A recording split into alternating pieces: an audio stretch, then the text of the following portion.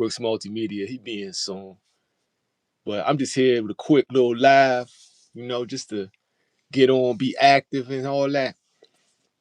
And so I was checking the picture with Shakur and Keyshawn and they sparring. And I like it. I'm going to tell you why I like it. I like it in this sense. Ultimately, they're going to have to fight, right? Ultimately, they're going to have to fight. Down the line, they're going to have to get it on, right? And what I understand about it is this. The reason they haven't fought and the reason they claim that friendship stuff is because, the friendship stuff, because Shakur always feared that Keyshawn had his number, in my opinion. Clifton Dennis, what's good, right? Shakur always feared that Keyshawn had his number, right? But from the look at that photo, I think Shakur figured something out. And I think it has to do with Keyshawn's inactivity as well. You know what I'm saying? Zara Brooks Multimedia say send a link. Re-click that link I sent you. Re-click that link I sent you. See if that worked.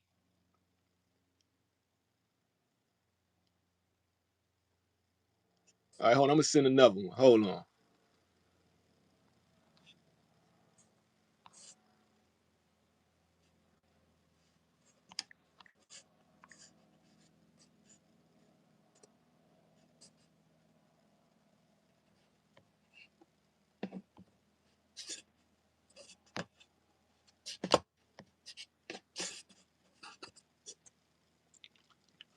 All right, you should be it, man.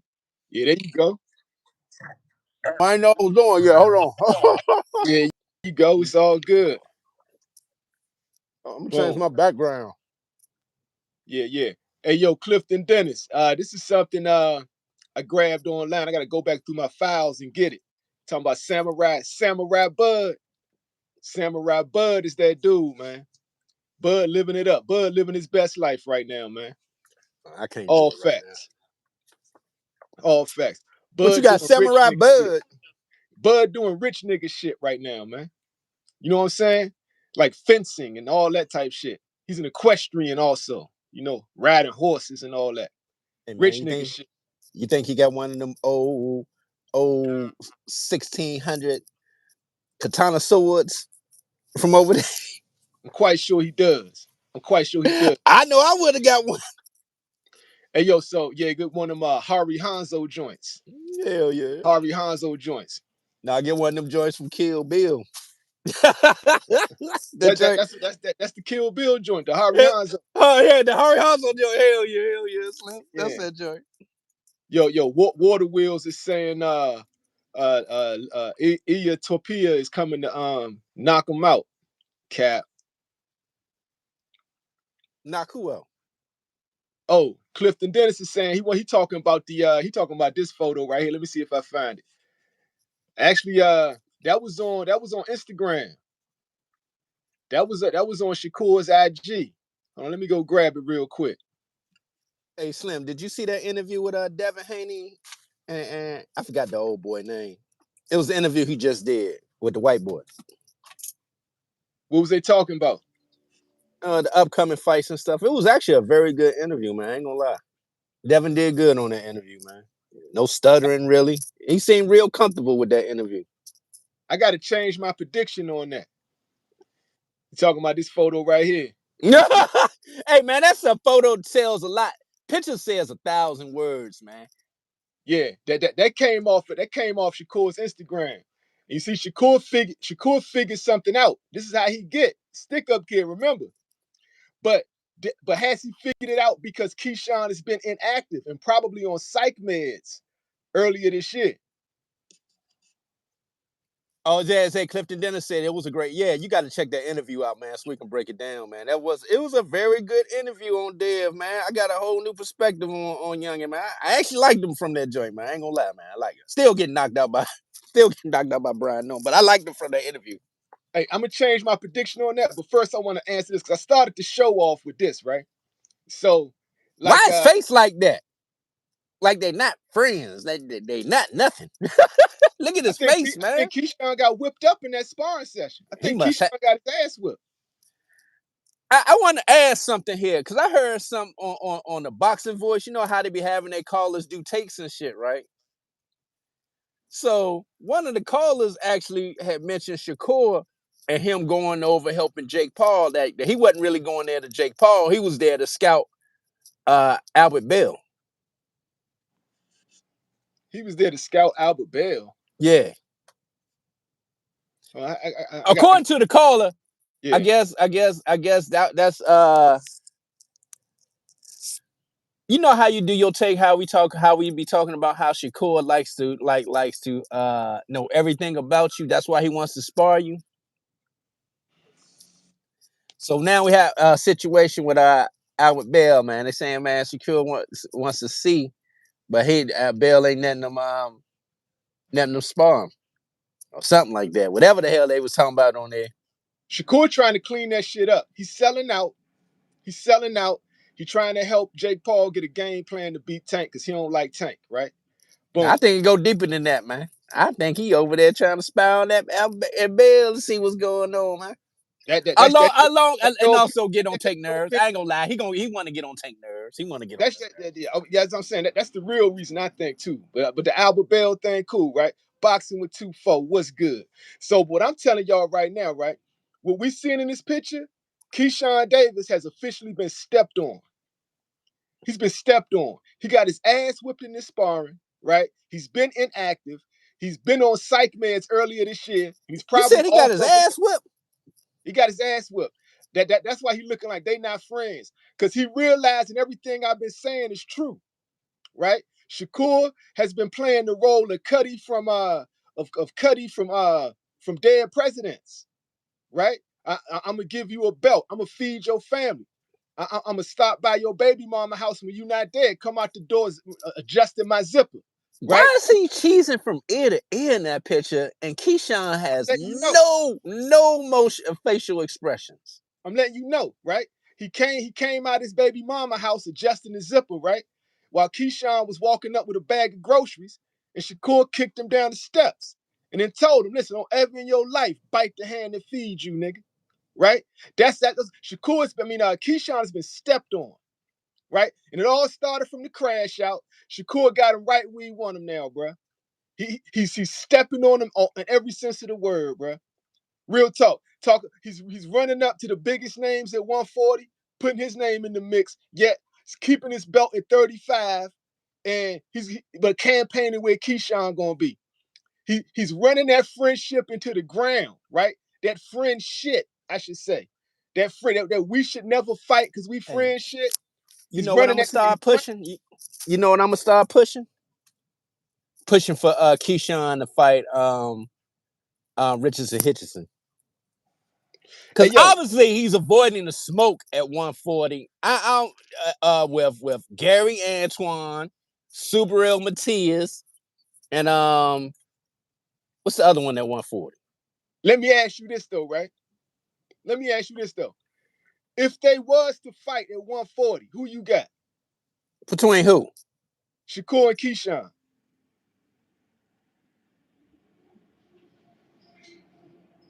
Keyshawn. You got Keyshawn. I got Keyshawn. So you not saying, because I remember at one point you were saying they friends and they're never gonna fight. I'm looking at this picture. All right, cool. But you know one thing I noticed? I noticed this, right? And tell me if I'm wrong. Only the Twitterson hive sticks to that narrative. Like if you go through all my comments, I've done a lot of videos about these dudes, right? The Twitterson hive always says, why you trying to make them fight? They friends, they'll never fight, right? But Keyshawn Davis fans always answer the question. The Keyshawn Davis fans is like Keyshawn to whip his ass, right? But the Shakur Stevenson fans is like, why y'all trying to make them fight, right? Now I want to know how they're going to react once now that this picture is out. This picture says that Keyshawn got his ass whipped and Shakur has figured him out. That's what this picture says to me. So I want to see will these Shakur Stevenson Twitterson Hive fans change their song? because they were the ones pushing that they should never fight narrative, right? Doing whatever Shakur suggests. Real talk. Oh. I was looking at boxer with 2-4. Keyshawn looking like he ain't want to be there. I was thinking the same thing. I was like, damn, I'm looking at the picture like he ain't even want to be there, man. Because he got beat up. He's been inactive. He got beat up. He was on psych meds earlier after the incident, I believe, right? I believe allegedly. And I think he just got off of them joints. But I think the psych meds and the inactivity affected him, man. Real talk. Bro. And the I just perfect thought storm about to get his something, ass Slim. whipped. I thought about something, right? I saw his joint today, right? And he was talking about it, man. You know, he's still going through it, Slim. He still going through it. So this is the play that's happening to Keyshawn Davis right now. Bob Arum is running the same play that Floyd Mayweather ran on Tank Davis. Keep him inactive. What's coming up? Christmas, right? Christmas is coming up. What did Floyd Mayweather do? He starved Tank Davis out all the way through Christmas. That's exactly what Bob Arum's doing to Keyshawn Davis right now. He is I want starving to go this nigga back. out all the I way want through to go Christmas. back though. Remember a couple of months ago, I told you he was doing this to him. You ain't believe me. I said this nigga is not fighting before until 2020. Remember I said this and you went in on me about that. Nah, I remember exactly that Go whole back, conversation. go back, my nigga. I said he ain't fighting in 2026. I said he on the shelf. He fucked everything up. You was like, no, he's No, fighting before no, that no, no, year. no, no. You trying to change the narrative. What you were saying was that he's done, right? Folks like you now, 2025. I said that. now Go you back now, and listen. no, now you backing up and trying to change the narrative, right? You said he was washed as a fighter. I said he's not. I said even if he I sits said down, he done for 2025. even if he sits down for the rest of the year, when he comes back, he's still Oh, gonna be a see, star. Boxer 2-4 and Clifton Dennis know what's up. They know I said that shit, Slim. You said that, but you also said he's washed as a fighter. He's done. I didn't You say that. said I that. said for 2025. You didn't No, listen all the you said way. he's I done. said he done. 2025, he on the shelf. He coming You back in said you 2020. said he ain't getting no more fights this year. You were right I about said that. that. Yeah, you said that. But you also said he was washed as a fighter. And that's the point I was arguing I don't against. remember saying that, man, about Wash Yep. as no fighter, You, man. you, I you did not said you say said that. you said he got bad advice from Bomac. You did. You said Yeah, Bomac was I a said he horrible got trainer. bad advice. Hell yeah. I Yeah, you did said, say that. yeah, no, you said Bomac was a horrible trainer, which was ridiculous. I did not Yeah, say that. yeah, you There did. you go. There you go. I did not say. See, now you just making up bullshit now, Slim. I said I didn't like that, the management part of it from Bomac. I said that, yes. As far as a trainer, no, man, I ain't say that bullshit. You know I ain't say that. All right, so we're gonna let that be, right? So So I'm what I'm just glad telling the chat, no. The chat, no. I'm just saying. so what I'm telling y'all is this though, right? Bob Arum is running the same play Floyd Mayweather ran on Tank to starve him out for Christmas. And you see right now what's coming up. Black Friday about to come up in a minute after Thanksgiving, right around the corner for Christmas. This nigga ain't work. He ain't get paid all year. This nigga ain't been paid for a year, right? So of course he's starting to refill the pressure again. And of course he may be off of the psych meds right now. So it's going to be a test of his mental dexterity and fortitude, right? He's got to get deep into God right now and meditate and pray and stay off of the psych meds. Jesus over psych meds, Key. Real talk. And like, if you got any of that dog that Tank Davis had in him, because remember, when Floyd did that to Tank and then came up to him at the beginning of the next year and said, you got to fight Pendraza in 5 weeks, Tank said, bring it. Nigga, I got a victor for Christmas. It's time to get it. And we saw Tank's best performance. I'm talking boxer, puncher, his best performance, right? He showed up and showed out to the point where Floyd Mayweather was like, God damn, this younger kind of nice, right? You made me think. Keyshawn got to do the same thing. You made me think about something, right? I'm gonna go back to the Devin Haney interview, right? That he did. And the question was asked, does he have a promoter? He was like, no, I deal directly with Turkey Al Sheikh. Now, with that being said, I would love to know if Keyshawn, where his status is with Top Rank and where he's at as far as obligations to Top Rank, because if I'm no longer a part of them or shelved or what, am I allowed to talk to Turkey, man, to make me some money? Because right now I ain't making no fucking money, man. I need to go talk to Turkey because the Devin talks directly. That's why I don't understand these fighters, Slim. There's no way I have my fucking promoter right now if I can go directly to the plug, man. That's Especially what if you I'm a noted right? fighter. If I'm a noted fighter with a name, I'm not fucking having no promotional promoter. Nigga, I'm going straight to Turkey. Just man, that's smart. Devin and his dad are smart as shit. Shout out to Bill again. Even though they don't fuck with me or nothing, but I give them kudos on their business accolades. I Right. keep it a bit buck That's on all that. well and good. That's all well and good, right?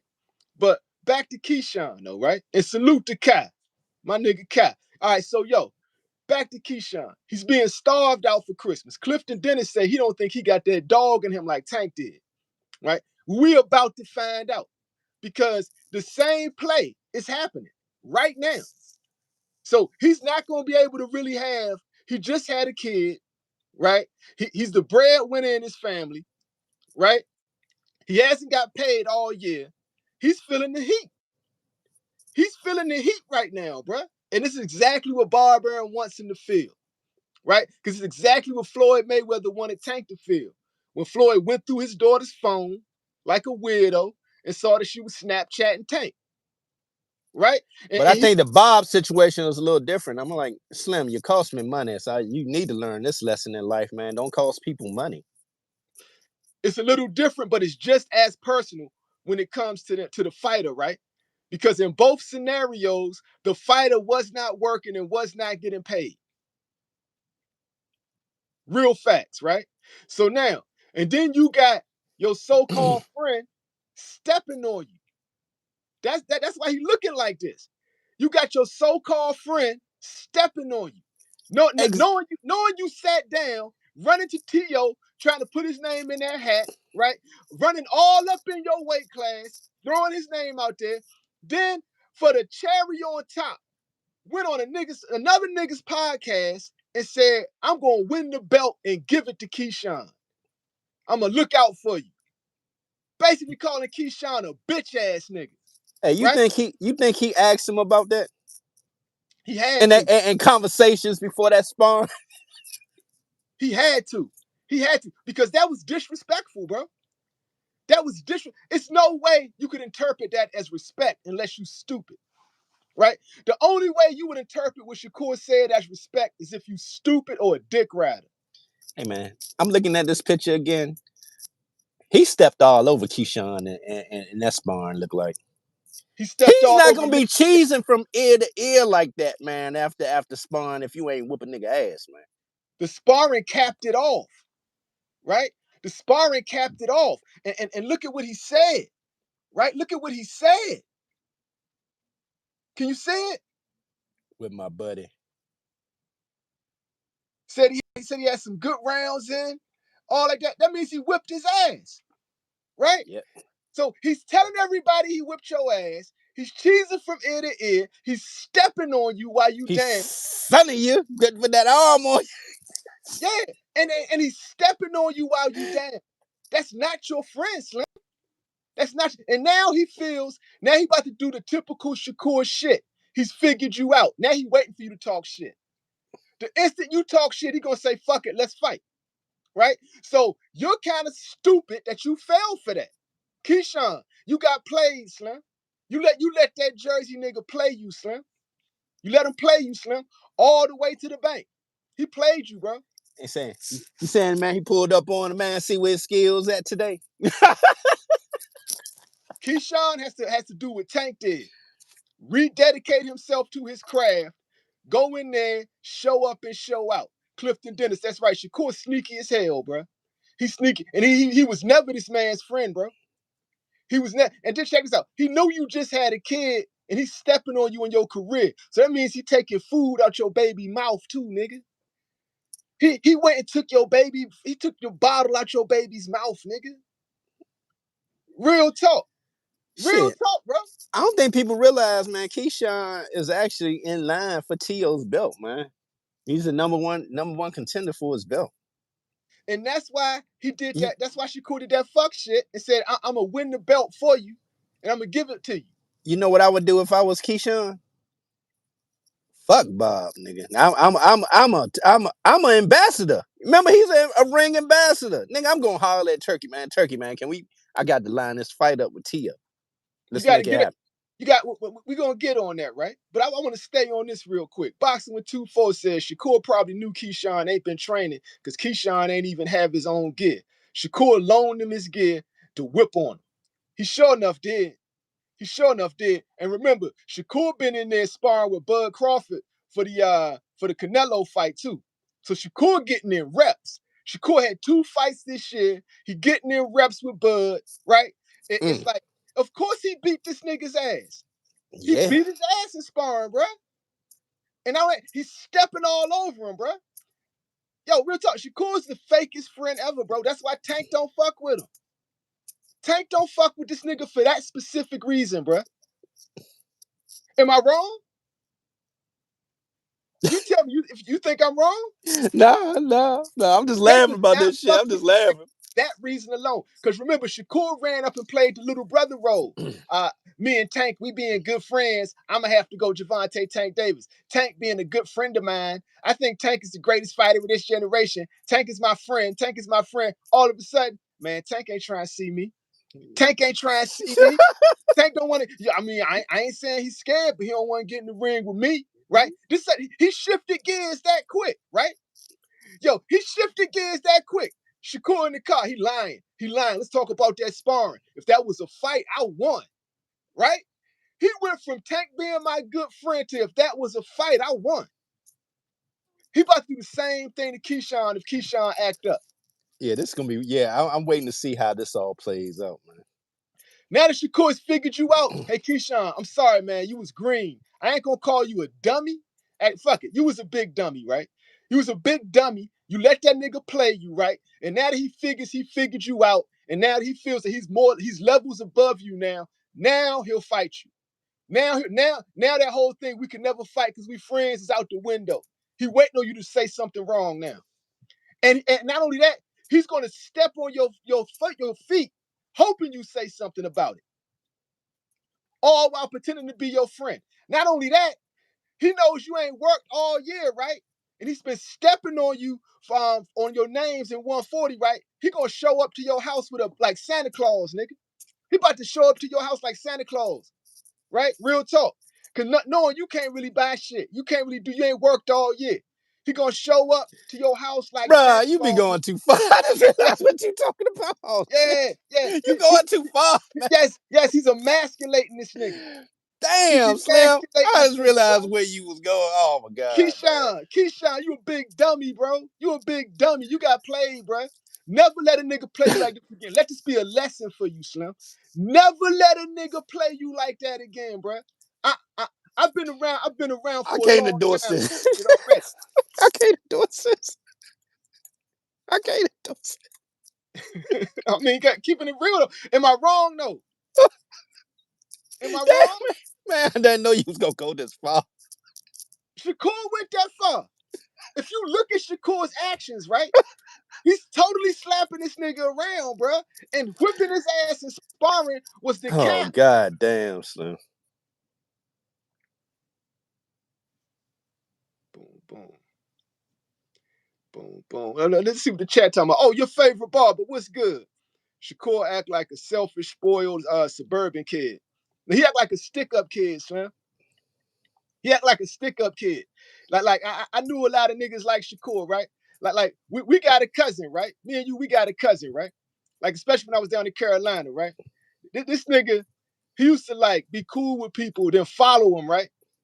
And follow and found the best time to get him. And this nigga is in our family, right? And you know who I'm talking about, but I'm Yeah, never I gonna know. say his name. Yeah, I know. He will follow niggas and figure out when is the best time to catch them slipping, right? That's Shakur, nigga. Shakur remind me of that nigga. And you know who I'm talking about. I know. Yeah, I know. Shakur remind now, if he fuck with you, he fuck with you. He fuck with Bud, right? If he fuck with you, he fuck with you. But you gotta know, does this nigga really fuck with you in that? Because he could just be following you, waiting for you to waiting to catch you slipping. Real talk. And Keyshawn, you got, nigga. You got, bruh. Facts, bro. He caught you slipping, bro. He waited for your moment of weakness, then he stepped on you. And now he's waiting to finish the job. Man, fuck that. I'm riding with Key. I'm riding with Key, man. I'm riding with Key, man. Yo, You the can Willie do this. Thomas You was can do good, this, man. man. Get that fight, Slim. You can do it. You just gotta go do the talking for yourself, man. Don't wait on Bob. Don't wait on Top Rank. Fuck them. Nigga, go make Well, your own fights. I learned that just listening to that Devin Haney interview, Slim. I'm trying to tell you, man. yo, we gonna get on that. If you watch that We're interview gonna get right, on that. We're gonna get on that. We're gonna get on that. Yo, let's go to the chat real quick though. The Willie Thomas coming straight out the boot. What's good, man? Ramon saying some Newark brothers only respect what they fear. That's Shakur. That's Shakur. He fears Terrence Crawford. He fears Terrence Crawford. That's the only time I heard him say, Bud whipped my ass before. That's what he respects. That he'll never fight Terrence Crawford, right?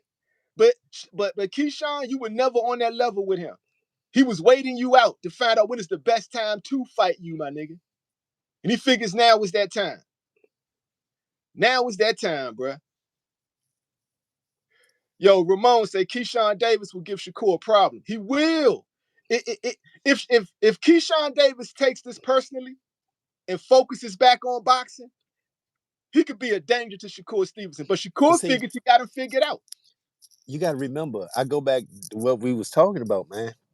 He's dealing with the stresses of life. Think about it. You haven't been paid all year. You got a new baby. Baby mama probably want money. Allegedly, I guess. I'm assuming. Everybody around you that you've been taking care of gonna need something, right? Yeah. You got a lot on your that's weighing on you right now. And you wondering like when your next fight. That's what I'm saying. He knows the pressure is on him. And that's why he wanted to test them out. He wanted to test them. That's what this photo was about. Shakur tested the waters. Now it's time to say fuck the friendship. He wasn't going to say that as long as he was a threat. So as long as he was a threat, we should never fight. $300 million. How you think this picture would have looked if Keyshawn would have got the best of him? You think he'd be smiling like that in that picture? Hell no. Hell no, he'd be mad. He'd be mad. Matter of fact, it'd be a whole different caption. It'd be like, yo, we got to get my brother back in boxing. I don't care what y'all say. We never fighting. Right? He would have stuck. He would have doubled down on that's a great point right there. That was a great point. Because if he wouldn't have went there and beat the shit out of Shakur, Shakur would have been like, oh yeah, you're right. You gotta get my brother back in boxing. But he'll know then, like, shit, I ain't never fighting this motherfucker. Yep. And that's a different. You Yo, salute right. the juice in You my right. cup. Real talk, bruh. Real talk. Yeah, You right. Ramon carrying the flag for his family, bruh. Real talk. And Shakur don't give a fuck about that man's family. I don't care. Y'all can say I'm going too far. I don't care. Shakur don't give a fuck about your family, Slim. Boy, you're going too far, man. He played Going you, too bro. far. No, he played the nigga. He played that nigga, bro. He totally played that nigga. And yo, real talk. That's why I said I did the whole tape. Shakur and son, right? Like Sanford and son. Shakur is Fred Sanford, and Keyshawn is Lamont Sanford, the big dummy, the son, the big fucking dummy, bro. Real talk. Juice in my cup, cool as a snake. Yes, he is, fam. Boom, boom. Ramon said, you know the Shakur is not calling out Abdullah Mason. Ramon says Shakur want to be Abdullah's friend now. That's how he get down. He your friend. Ask Jamel Herring. Ask Jamel Herring. He'll play that friend.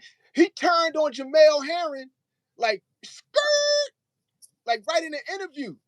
Bruh, when he said, man, I ain't trying to hear that about your daughter.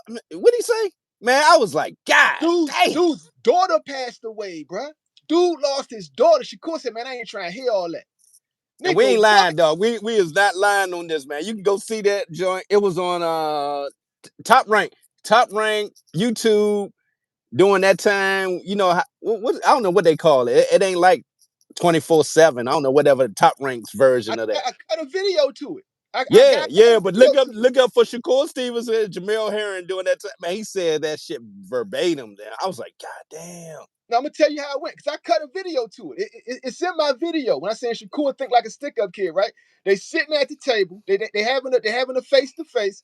Jamel say, "All right, I want to stop talking boxing for a minute. Shakur, I want to congratulate you on the birth of your daughter, me having just lost my kid. I want to. And Shakur said, "Stop, man. I ain't trying to hear all that shit. I ain't trying to hear all that shit.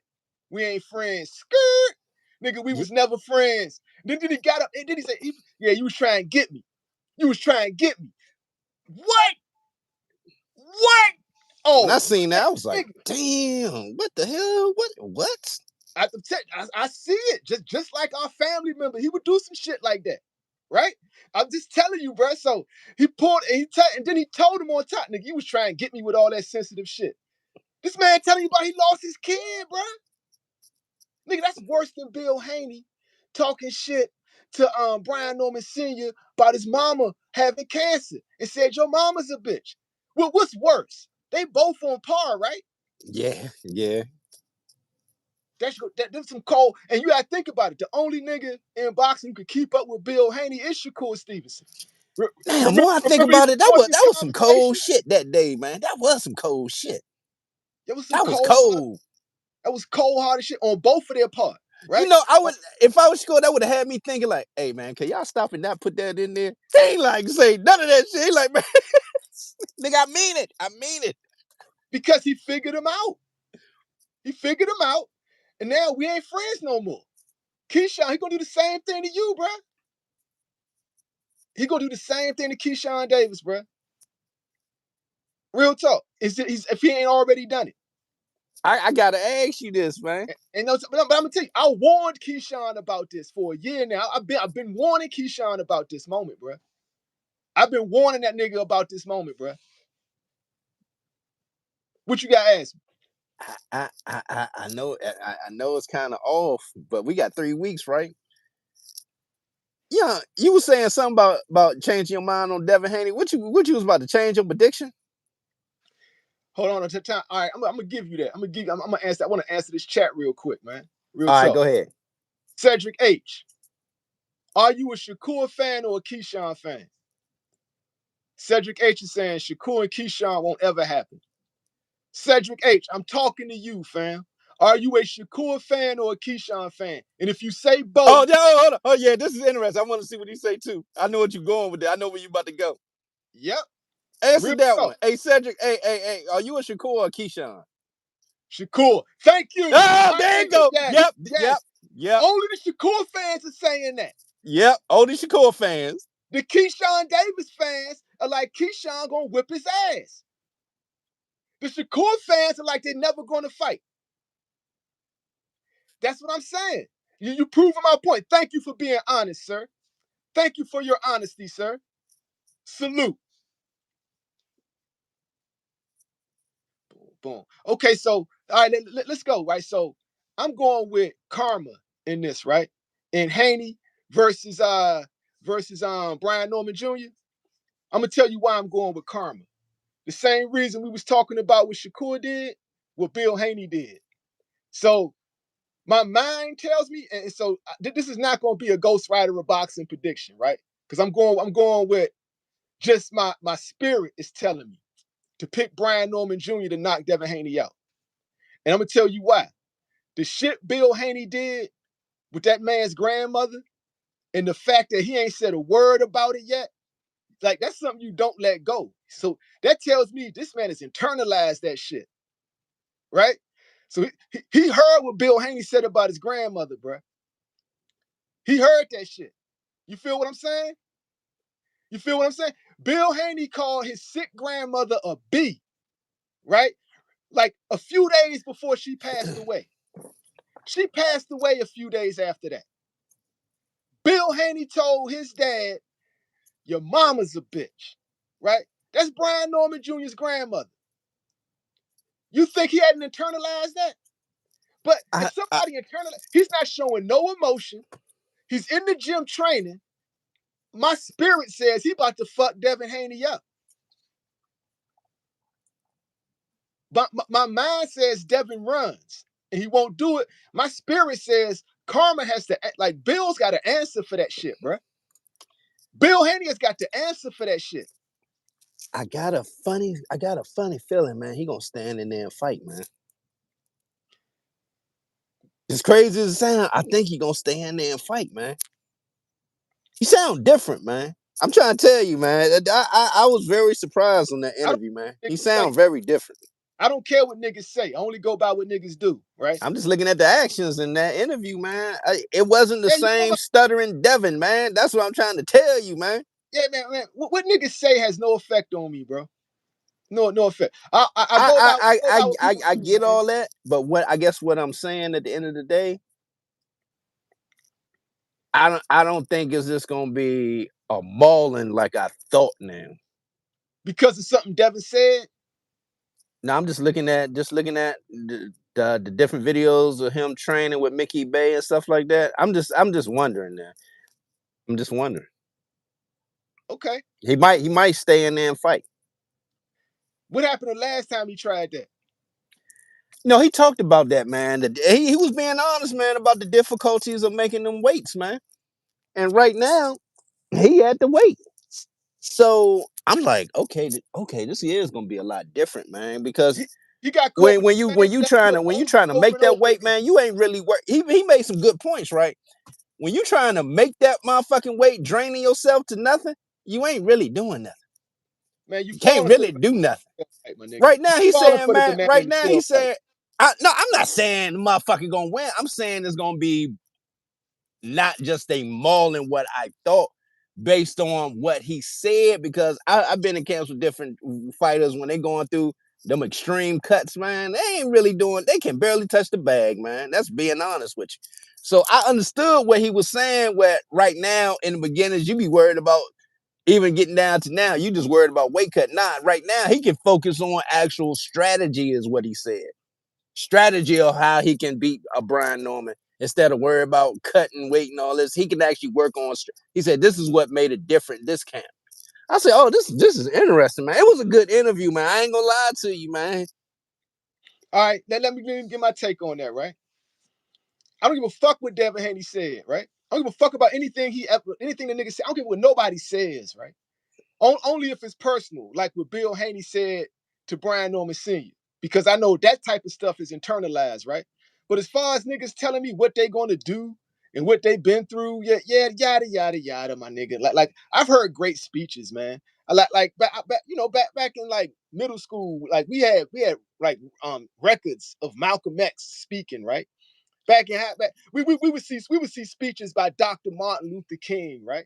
Like we would listen to Minister Louis Farrakhan, right? I've heard the greatest speakers of all time, right? It's all about what a nigga do, man. So I'm looking at what Devin Haney did. His last fight, he touched all four corners of the ring, right? A lot of lateral movement, a lot of shaky energy, a lot of pivoting out, right? And You know, he before that, talked about that. Can I talk about that? no, let me I'm finish. glad you You brought had that your up. take. Oh, You had your do your take. take. Let me finish Go my ahead. take. So a lot of shaky energy, a lot of pivoting out. In the fight before that, I saw a bad game plan. We going to the center of the ring. Ryan Garcia's done. We're gonna go in. We're gonna throw our bow and arrow jab, meet him in the center, whip his ass. We're not gonna box, right? We're gonna beat him up, right? We're going to the center of the ring. What happened? Floyd Mayweather told you what happened.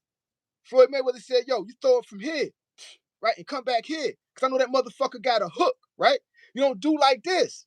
You don't do like this."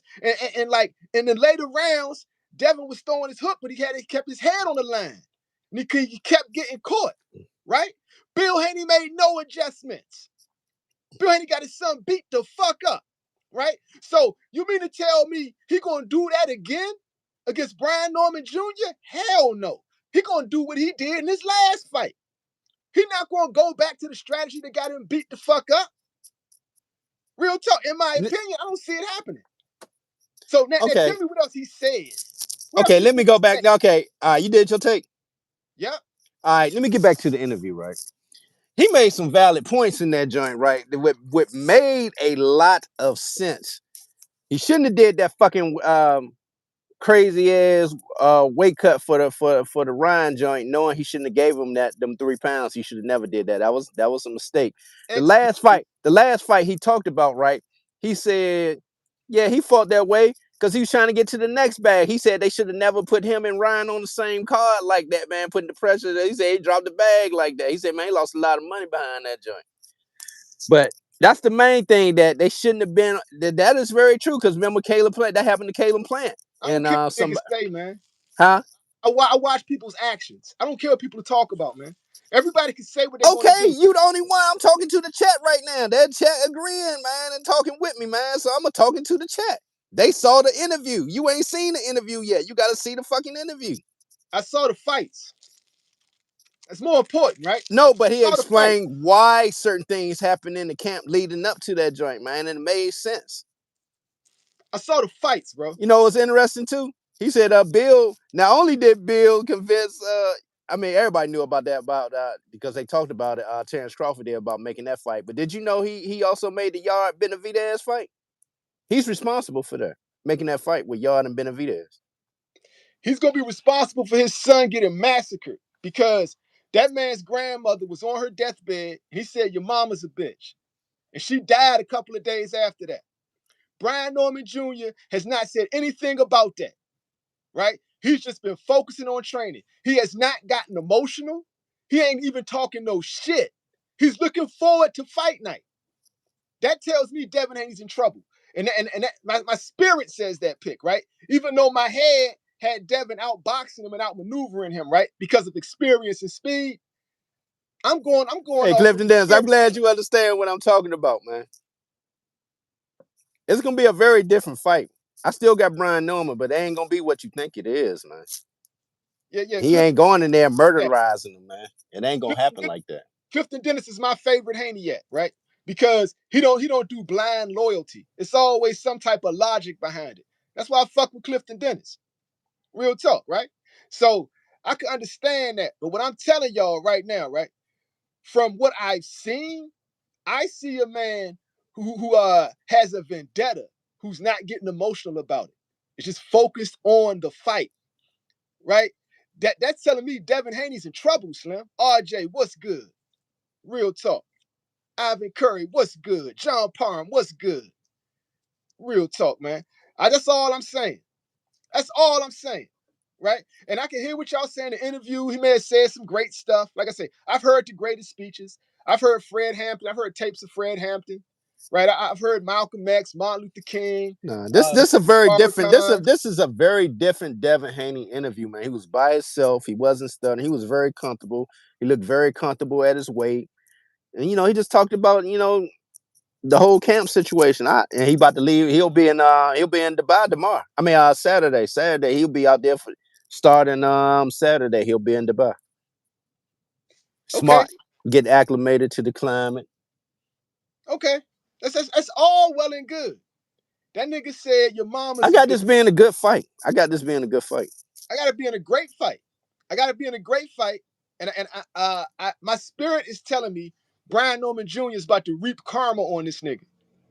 Right? My head is telling me different, but for some reason I'm gonna go with the spirit on this.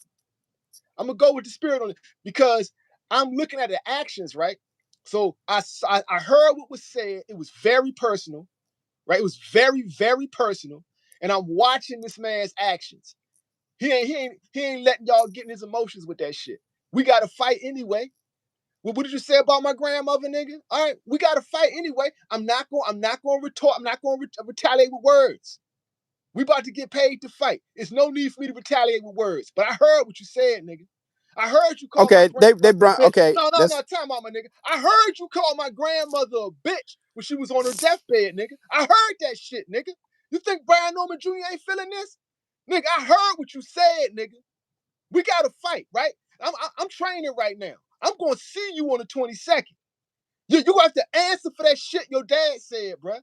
I was at my grandmama's funeral the other day, and all I heard was your dad say she a bitch. Right? I heard this shit, nigga. My soul heard this shit. Devin Haney about to get fucked up, man. Devin Haney about to get fucked up, bruh. Remember, my spirit is telling me this because not because of what was said, how Brian Norman Jr. is responding. He's responding with no emotion. That's telling me he's locked in for this shit. He is locked in and ready, bro. that's just his personality, man. He never showing emotions for fights, man. Have you ever seen him do that? Never. Time out, man. That's What why did I you can't just say? really read No, what no, he's no. thinking. What did I just say though? What did I just say? This is not any other fight, especially after what Bill Haney said about his grandmother, and he attended her funeral a few days after he said it. I Real don't. talk, bro. I just don't think it is that. I don't. Oh, so you think he brushing that off? That don't mean nothing. I You could didn't call say that. I didn't say that. like yo. I'm just saying. I'm just saying he's not going to make that his main focus going into that fight. Oh no, it's In my personal. opinion, It's personal. You better believe it's personal. It's no way it can't be personal. How can this not be personal? I just And because we opposite on that one. I just disagree. I mean I hear what you're saying, right? But all I'm saying is I'm gonna reiterate my point, right? The reason I'm saying it's dangerous for Devin Haney because Brian Norman Jr. is not responding emotionally and he's not even answering that shit with words. He's focused He's on his never image. responded emotionally to no fighters. Nobody has ever called his grandmother a bitch, right? Publicly, all over the internet, in front of his dad, another person he loved, right? Okay, I would say that situation was probably talked about during the time when he got roughed up and put the joint over his head when he during that time. No, so now check it, right? Now, so to add to that, right?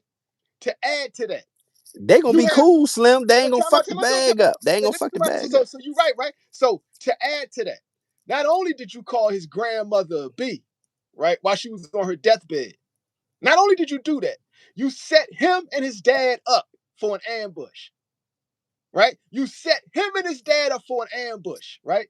And not only that, you got your boys in the media to try to paint you as a drug cheat, right? You got your boys in the media to paint me as a drug cheat, He talked right? about that incident with uh being on. He said, "You think that's gonna happen?" So he said, "Nah, we had talked about it, and they agreed they ain't fucking the bag up, man." What are you talking about? They talked about that incident where his security had snatched up B. Norman Jr. Sr. He said, "You got any concerns for that happening in Saudi Arabia?" He said, "No, they talked about it, man. They ain't trying to fuck the bag up. They know it's real big money on the line." No, it's already that part's over with. You know what I'm saying? That part's over with, right? So you called the man's grandmother a B, right? You ambushed him and his dad, right? And then you trying to get your boys to paint him as a drug cheat. Devin Haney might very well get fucked up because it's very personal, and Brian Norman Jr. is not responding personally. That's saying he's locked in and laser focused on Devin Haney, but he did not forget any of this shit. He did not forget any of this shit. I'm just saying, Bill might have dug a hole for his son, bruh. Bill's mouth may have dug a hole for his son on this one. That's why Bill done stopped talking. Cause I think somebody done pull Bill to the side. Like, bro, do you realize? Like I know the yak and the girl. I know the yak and the girl is prevalent in your life, Bill. Allegedly, right? I know, and that's another thing too, right? Let me answer this, right? I said the same thing to Southpaw, right? He agreed with me. I was like, Bill Haney is suing everybody for everything, right? He's suing everybody for everything. Why hasn't he sued Brian Norman Sr.? When Brian Norman Sr. went on live and said, "You are on cocaine, sir." Who is he suing? They dropped the law. See, in the interview, he talked about that. They dropped the lawsuit against Ryan also as well. No, he already got what he wanted from the lawsuit. What are you talking about? They got what they wanted. He dropped the lawsuit. I know he dropped the lawsuit, but he had to put the lawsuit up to achieve a goal. He accomplished the goal without taking it all the way to court. What was the What was goal? the goal? What was the goal? The goal was to get the O back, right? The goal was to get another payday. He done got two. So why sue him now? There's no need to sue him, right? So now, Devin Haney's baby mama is suing her, made her apologize, right? She going up throwing shit on my son's name, right? She done hit us up for crazy child support. Bitch, we gonna get some of this child support back. You keep talking shit, we gonna get some of this child support back, bitch. You know who the fuck I am, bitch? I'm Bill Haney. You got to have vision, bitch, to fuck with me. We got to collectivize, Devin. We got to collectivize against these hoes, Devin. Devin, stop simping, man. You need to stop simping, Devin. You got to have Hey, vision, right? hey, Bill Parham, kept I Haney, agree. nigga. I agree. Norman in 9. I still say it's gonna be a good fight though. It's not Why gonna be hadn't just a Bill one. It's sued not gonna Brian be Norman a. It's Jr. not when gonna he be. said you were on cocaine, sir? It's not gonna be a Why one-sided. hasn't Bill Haney Damn, sued Slim, can Brian I Norman talk? Sr. when he said you are on cocaine, sir? Right? Because if you sue him, you got to prove that you're not. You got to prove it, right? So you leave that alone, right? So, what my point being, right? Bill probably got rooted and tooted allegedly, right? On that, I'm gonna come on over there and mess with you for a minute. You know what I'm saying? All that, right? Bill did some crazy fuck shit to the Normans. He did some crazy fuck shit to the Normans, bro.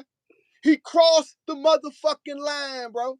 He crossed the line seriously. You talk about I be crossing the line. We're talking about Bill Haney, man. Mr. Habitual line stepper himself. The Rick James of boxing, bro. What he did to the Normans is unforgivable. Unforgivable. You He do may have just already know dug, they talked he that may out, have right? just dug his You do son know his they own talked that grave, out, bro. right? That's why I was wondering where he was going with this. I was like, damn, you already know they talked this out, and that's why they was the asked Devin that question in the interview, right? Make sure they was good They talk what out? about that situation. Your mama's a bitch? They talk that out? Hey After the man, funeral? After the funeral, when she was dying and Bill Haney called her a B? see, here's the thing. Norma No, Senior said, "Hey, I'm look, just all saying that's that. It's gonna the go. thing. All That's the that's thing. ain't nothing to be said." He said it's gonna That is take it the out thing. on his son's ass in the ring. Ain't Ain't nothing nothing wrong to with be said. Yeah, but again, I'm going back to what I'm saying. I still got B Norman stopping him in 9, but Damian it's Brown. gonna be a good fight. Damian Brown, real talk. Ain't no talking that shit out. How can you talk that out? I guess you understand what I'm saying. They agree not to fuck up the money is basically what I'm saying, man. I know. But Brian Norman Jr. is laser focused and he did not forget any of that shit that happened, bro. Bill went too far, bro. He may have dug his son's grave with that shit.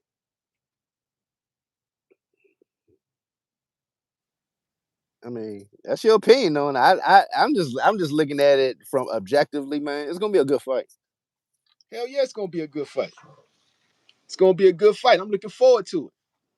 Do you see it as a one-sided ass whooping? Do you? That's what you call a good fight? I'm just asking. I just No, want it's to know gonna what you call a good fight. beating Devin Haney's ass will not be an easy task to do. But I think once B is able to corner him, he gonna put it on him.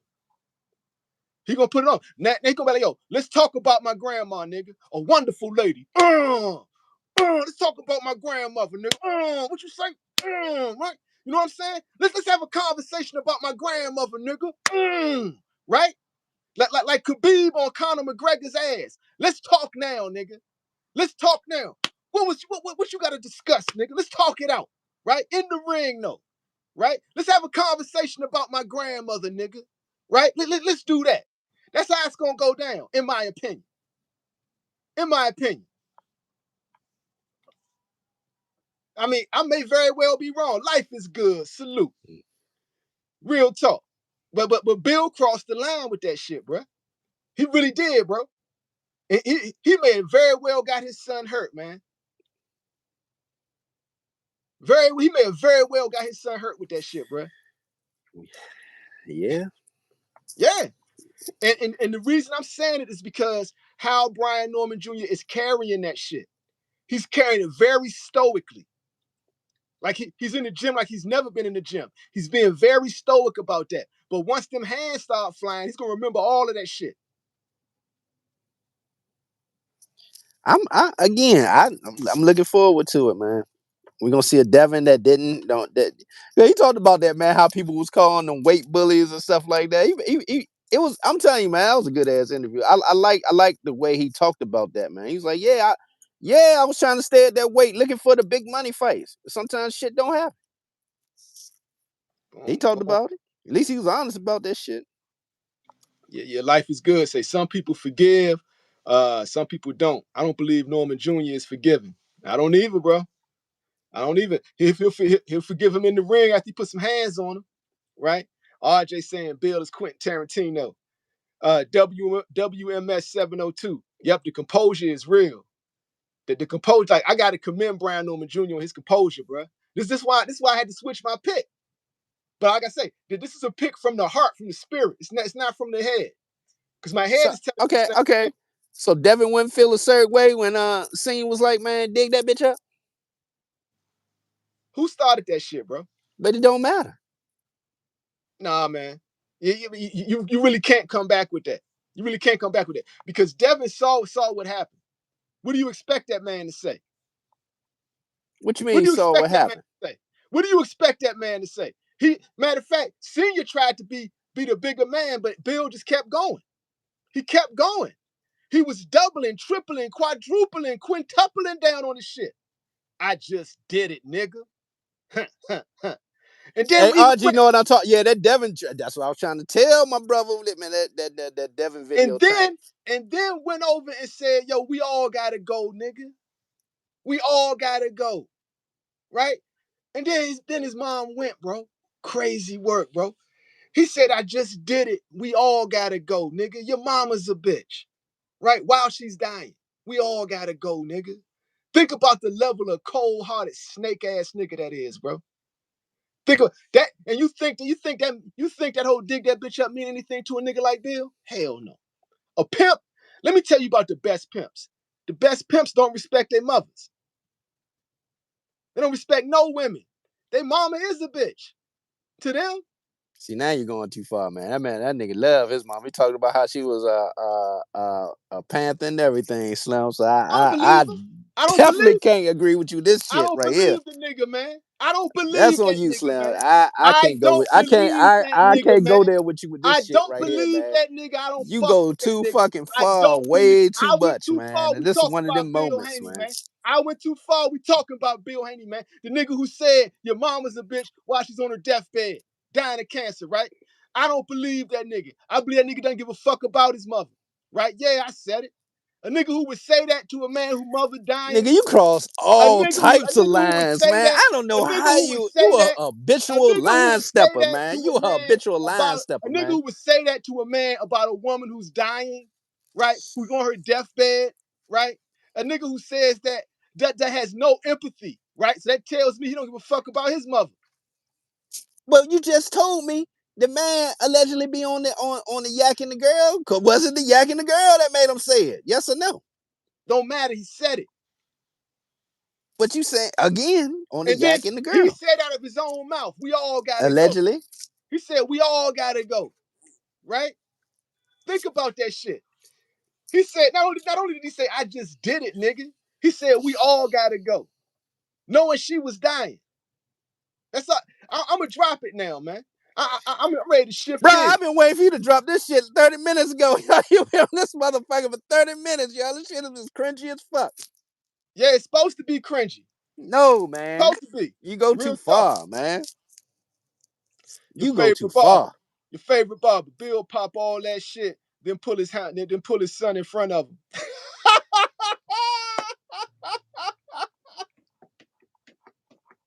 Yo, that nigga be holding Devin in front of him like Nino Brown at a wedding, man.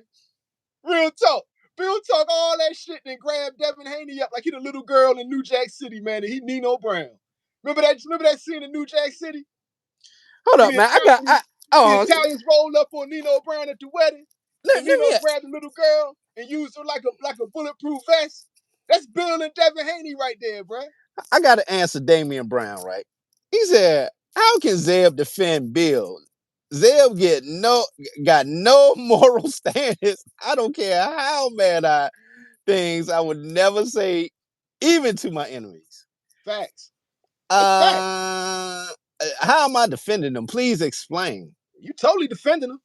But How? yo, you totally defending him. Am I Yo, really defending them, man? Am I right, really? right now, even Clifton Dennis, I just said this whole even conversation Clifton, being cringy for the the last number 30 the minutes. number one Haniac in the room, even Clifton Dennis is like, man, those are evil intentions on both sides, though. That's why I fuck with Clifton Dennis. He's a Haniac with logic. He admits Bill had very evil intentions with that shit. That was evil, bro. You don't go there, man. It's just certain lines you don't cross, bro. Hey, man, I ain't making excuses for no fucking body. But when you inebriated, allegedly or whatever, nigga, Read shit come out. Ramon. Read Ramon, intoxication is not a justification. Did I say it was? You did. You said it 3 times. You just How? I didn't just, huh? you just said it. You said inebriated at the moment. It was perfect time. As soon as you said it, he typed it. Here's the thing, right? I'm not saying he didn't have thoughts of that, but I'm saying if he was sober, he wouldn't have said the shit out loud. That's just what the fuck I'm saying. That's what I'm saying. Shit. Yeah. Y'all got to understand what I be saying it when I'm saying it. Boom. Yep. Damian Brown. Bill even talked about Shakur's wife for no reason. I can't verify that. He just writing that in the chat. I'm just saying. I'm just saying. So yeah, yeah, man. There's no justification for that bullshit, that fuck shit Bill Haney was doing, man. Like, I think he just dug his son's grave with that shit, bro. Real talk. This nigga's at Brooks Media done froze up. You Yeah, back? yeah, I'm back. I Yeah, hope somebody tried to you're not call fucking me. up the chat, man. You know what I'm saying? Hey, Nah, nigga, I said somebody tried to call me, man. Yo, let's shift gears real quick, man. Let's shift gears. Shifter.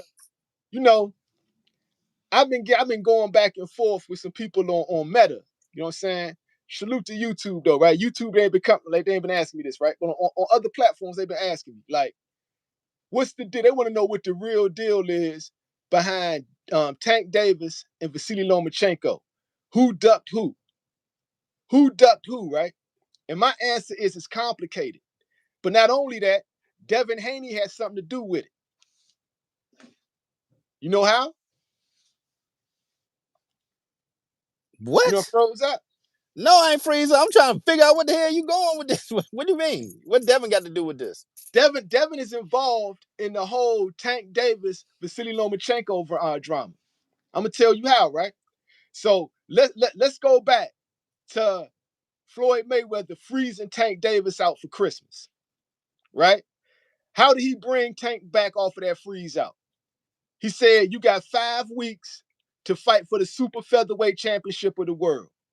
And I talked to Calvin. He gave us the whole detail of what went on behind the scenes with them and they camp, right? Mm-hmm. That's how. And remember what Calvin said. He said he told Tank he gonna get us back.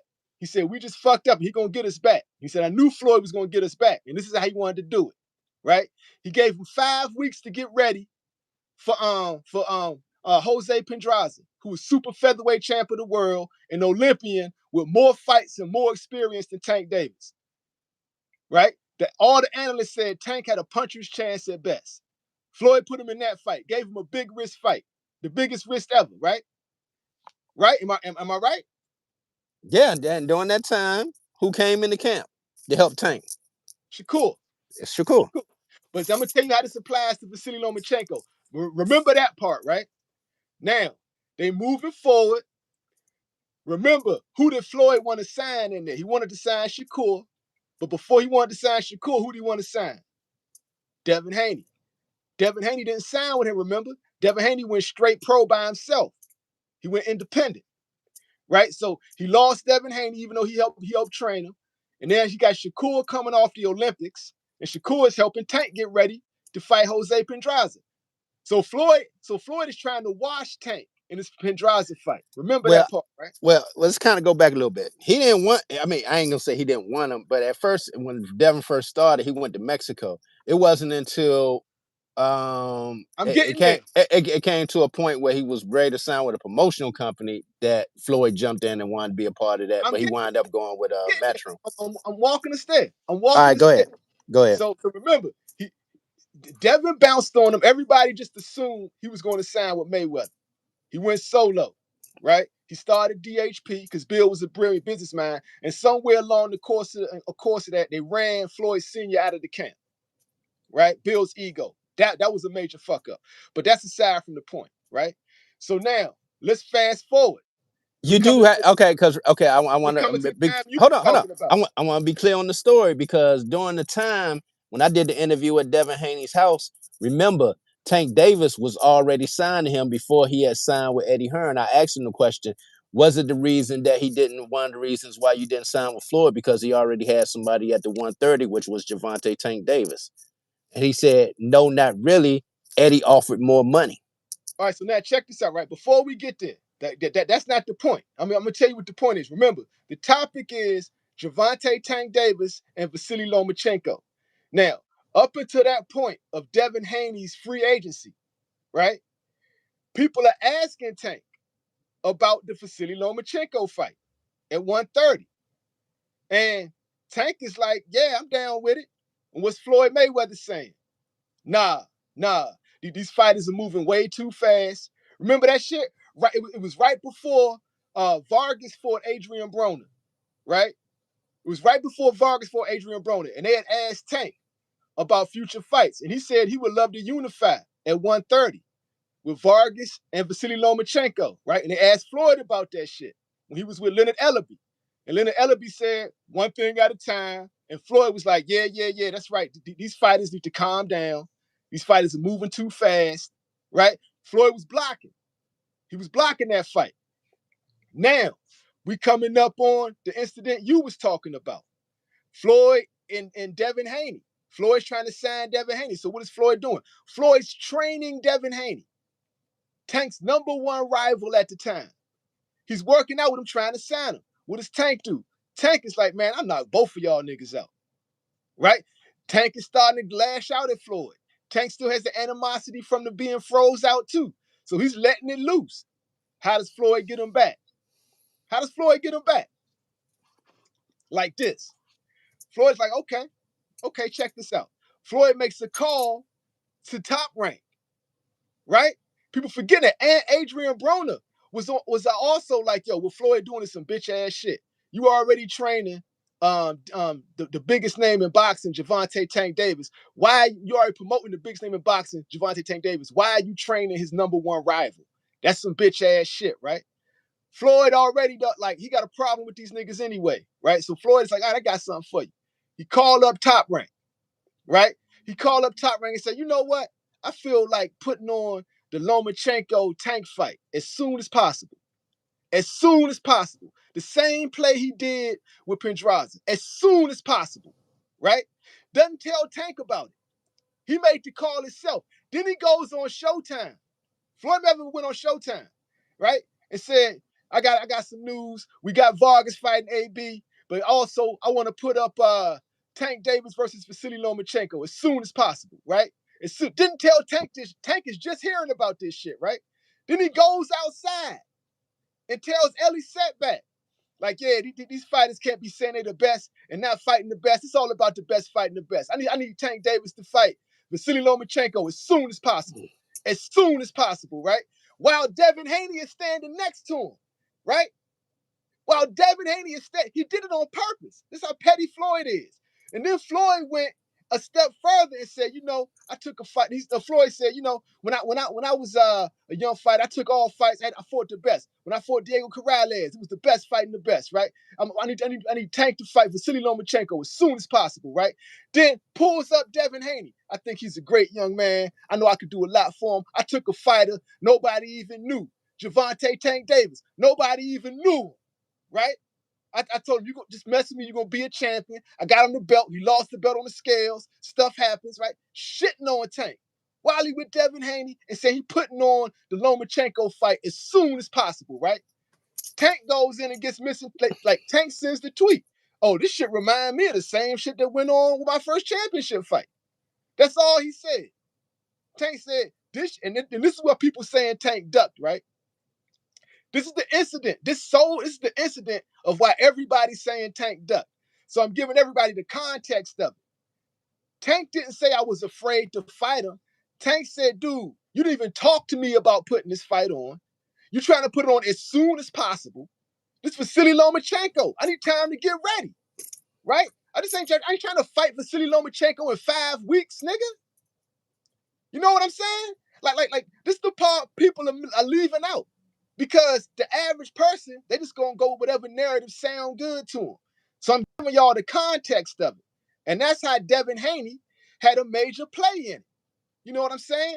Yo, salute to One Deep, man. Salute to Phil. Thanks for the present, King. So people don't realize that part. That part right there. Floyd Mayweather only wanted to put that fight on because he was pissed at Tank and he wasn't going to give Tank the advantage. How do I know? They went to Bob Arum after that. They said, yo, so what's this about Floyd saying he wants Lomachenko to fight Tank Davis as soon as possible? Bob Arum. Lomachenko's his fighter, I have right? to Don't correct cut you. me off, man. Don't cut me off. Let me Tank finish, ain't right? never said he wanted to fight anybody. Let me finish my take, my nigga, right? Go ahead. Bob Go Arum, ahead. they Go went up ahead. to Bob Arum. Bob Arum said this verbatim, right? Bob Arum said, yeah, Floyd called up Tom, but you got to talk to him, man. It sounded to me like Floyd was pissed at Gervonta Tank Davis and he wants to get him destroyed, right? Bob Arum said this shit. Lomachenko's promoter. Bob Arum said, yeah, Floyd did call us. He trying to put the fight When on you us. put that video together, make sure you give the receipts, Slim. Make Nigga, sure I you got get. the fucking receipts. So I'm telling you straight up. Bob Arum, right? They asked Bob Arum about it. Bob Arum said, yeah, Floyd called. He talked to Tom, right? It sounds to me like Floyd is pissed at Gervonta Tank Davis and wants to get him destroyed. He wants to destroy him, right? He's trying to put the fight on as soon as possible with Vasiliy Lomachenko. He ain't even talked to Tank about the shit yet, right? He's setting up the Vasiliy Lomachenko fight for this nigga while he's pissed at him. He's trying to do the same thing he did with Pendraza. Tank should have took that fight, man. I'm gonna say y'all right. Tank did duck, but he ducked smartly because you don't get ready for Vasiliy Lomachenko at that time with 5 weeks notice, right? That's not how you fight a Vasiliy Lomachenko at that time. Real talk, right? And then not only that, right?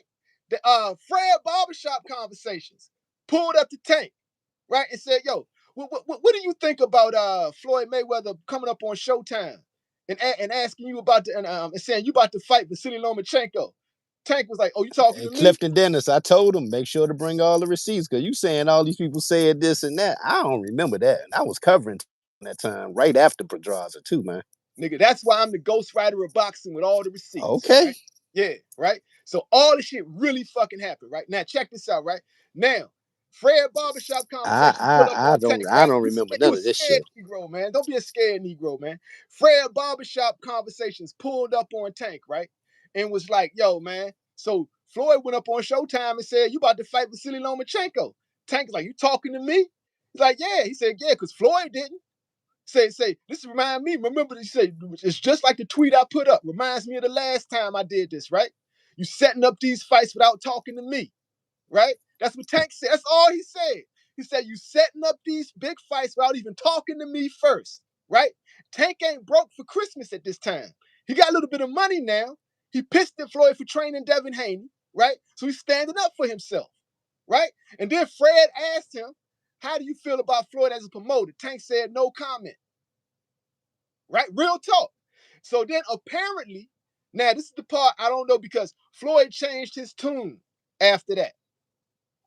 Floyd changed his tune after that. I'm thinking Al Haymon stepped in. And Tank alluded to that, right, in that interview with Jay Hill. He said, yo, the big homie, y'all don't know, but he kind of stepped in and was taking charge of my career because he saw what Floyd was doing, right? So I'm thinking Al Haymon stepped in, talked some sense into Floyd. It's like, bruh, why are you trying to destroy our young fighter? He's just getting started. He's 23 years old. He's just getting started, right? You're trying to out of spite, just get him destroyed and give him the Lomachenko fight, our rival promoter. Our fight, you're trying to cash him out with our rival promoter, and we just started to make money with this nigga. This is what I'm assuming Al Haymon said to this nigga Floyd, because Floyd, who respects Al Haymon, changed his tune, right? Floyd then went and said, you know what? Nah, we're not doing the fight. And like Tank's been asking for the fight. He's cleaning that shit up. I've been the one blocking it this whole time, right? And then to prove it, they asked while Vasiliy Lomachenko and Hey, Bob Arum. Ramon, Tank wasn't in Vegas. He was actually in Atlanta.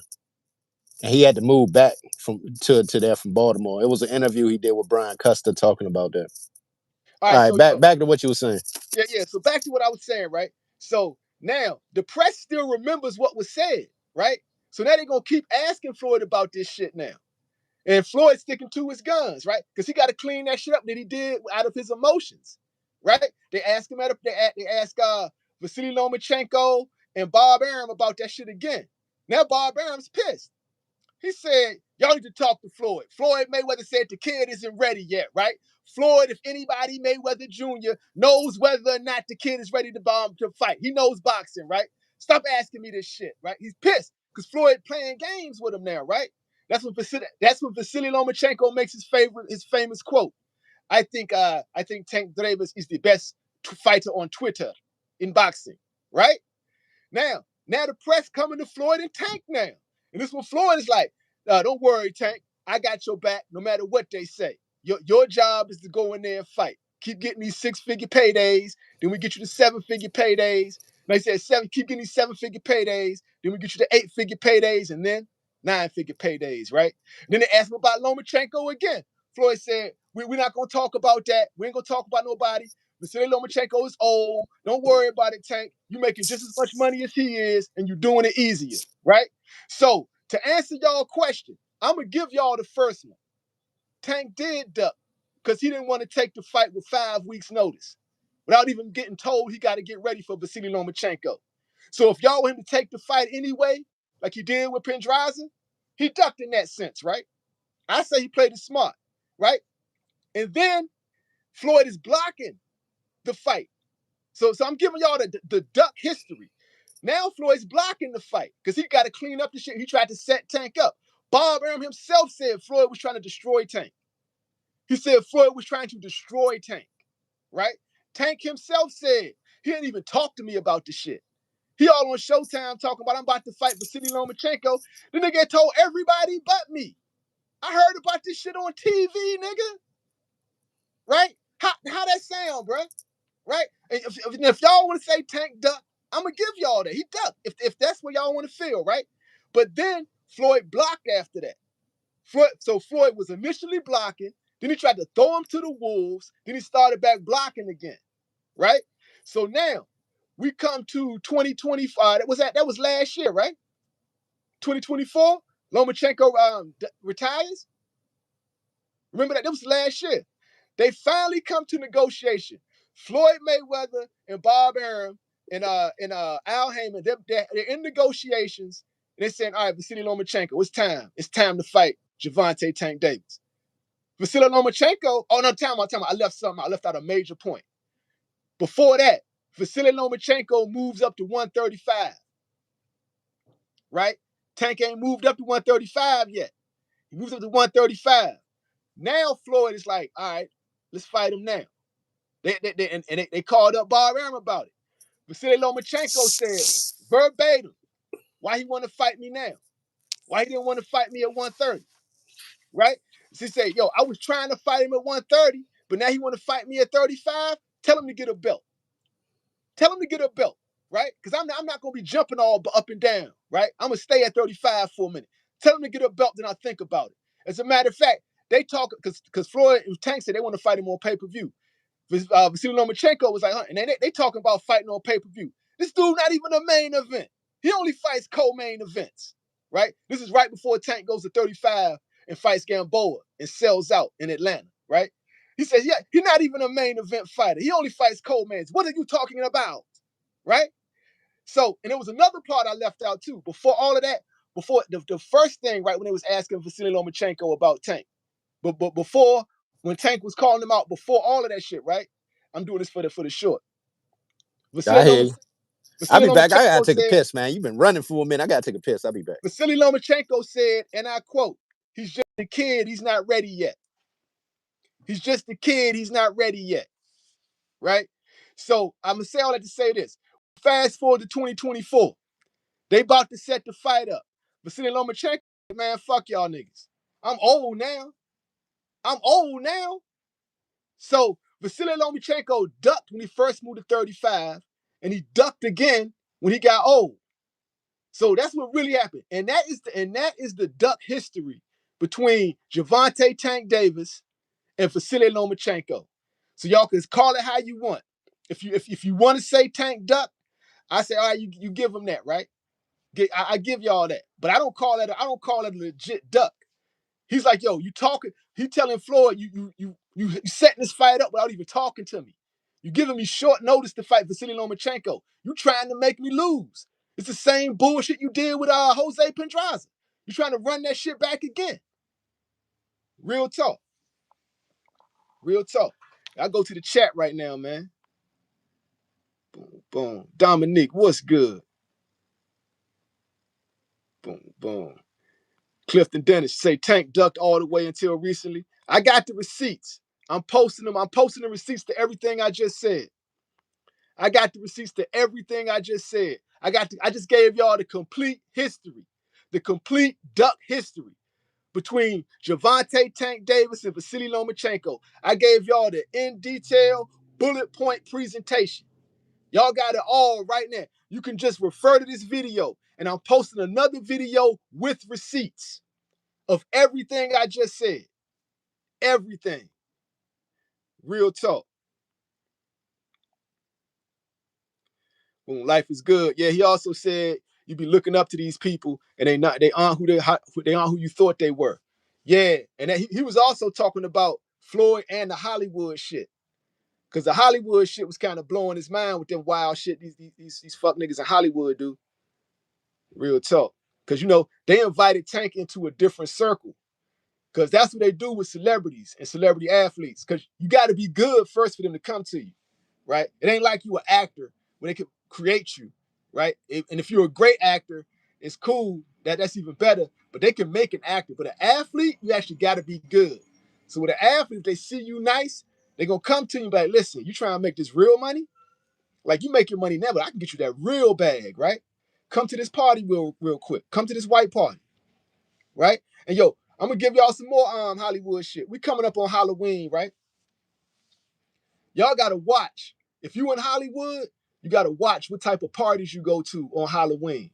Cause that's their night. That's their night. Halloween is Hollywood Christmas. Real talk. And I've dealt with a few chicks out here, right? So I'm gonna tell y'all what I hear. One particular party you want to avoid in Hollywood on Halloween is the blood raves. What is a blood rave? A blood rave is a party, a rave. They got actual blood on the floor. They say it's animal blood, right? And you playing that music with the lights and everything. And in the back, they got this secluded area with like these sexually deviant things going on, like dominatrices and shit, right? And it's just like a whole bunch of satanic, demonic shit, and they just in there celebrating with blood on the floor. It's called a blood rave. That's one type of Hollywood party, right? So I'm just telling you, man, and just imagine that shit, right? And so Tank get invited to these white parties and these Diddy parties, and maybe a blood rave or two. You know what I'm saying? He said, "Yo, this is not, you people are not who I thought y'all were." Just think about that. I ain't gonna go into too much detail on that. Yo, Hannibal, what's good, man? Tank got the ultimate say. Boom, boom. Yeah. I give you that. Uh, life is good. Devin and Shakur would have signed to PBC. Those fighters would have been done. Yo, Ramon. They try to front off Halloween for the kids. It's really for the adults. Yes, particularly in Hollywood, bro. It's a satanic day. They go hard with their devil worship. They go hard with it, bro. And like it's levels to it. And the wealthier the parties you go to, the sicker they get. The sicker they get, bro. Can you imagine like those Epstein Island blood raves? Can you imagine those? Can you imagine the sick shit that went on there? Think about it. Think about it. Real talk. Jewel, Eubanks Ben 2. Who wins and how? That's a good one, man. That's a good one. I got Ben in that. I got Connor Ben in that. I got to be in another war. I got Connor Ben in that. Your favorite barber. The more you break this down, you can't tell me Floyd didn't intentionally ruin boxing. That's how much of a hater Floyd is. He's petty.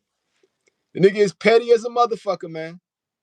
Nigga is petty as a motherfucker. Life is good. The world is sick. Now, it's good people in the world. It's a lot of sick people that got money and power because that shit corrupts your mentality. Especially, you got to think about it. If you got a lot of money, right, and you live in a world that's literally a playground, which is Hollywood, and you could get whatever you want, and officials fuck with you, government officials, police officials, all this. So you're basically above the law as long as you don't fuck with the wrong people, right? You kind of above the law. That shit corrupts your mind, bro. That shit corrupts your mind. It can take you there. That's like how the ancient Romans were. They were barbaric people, right? You got real people like that in this world still.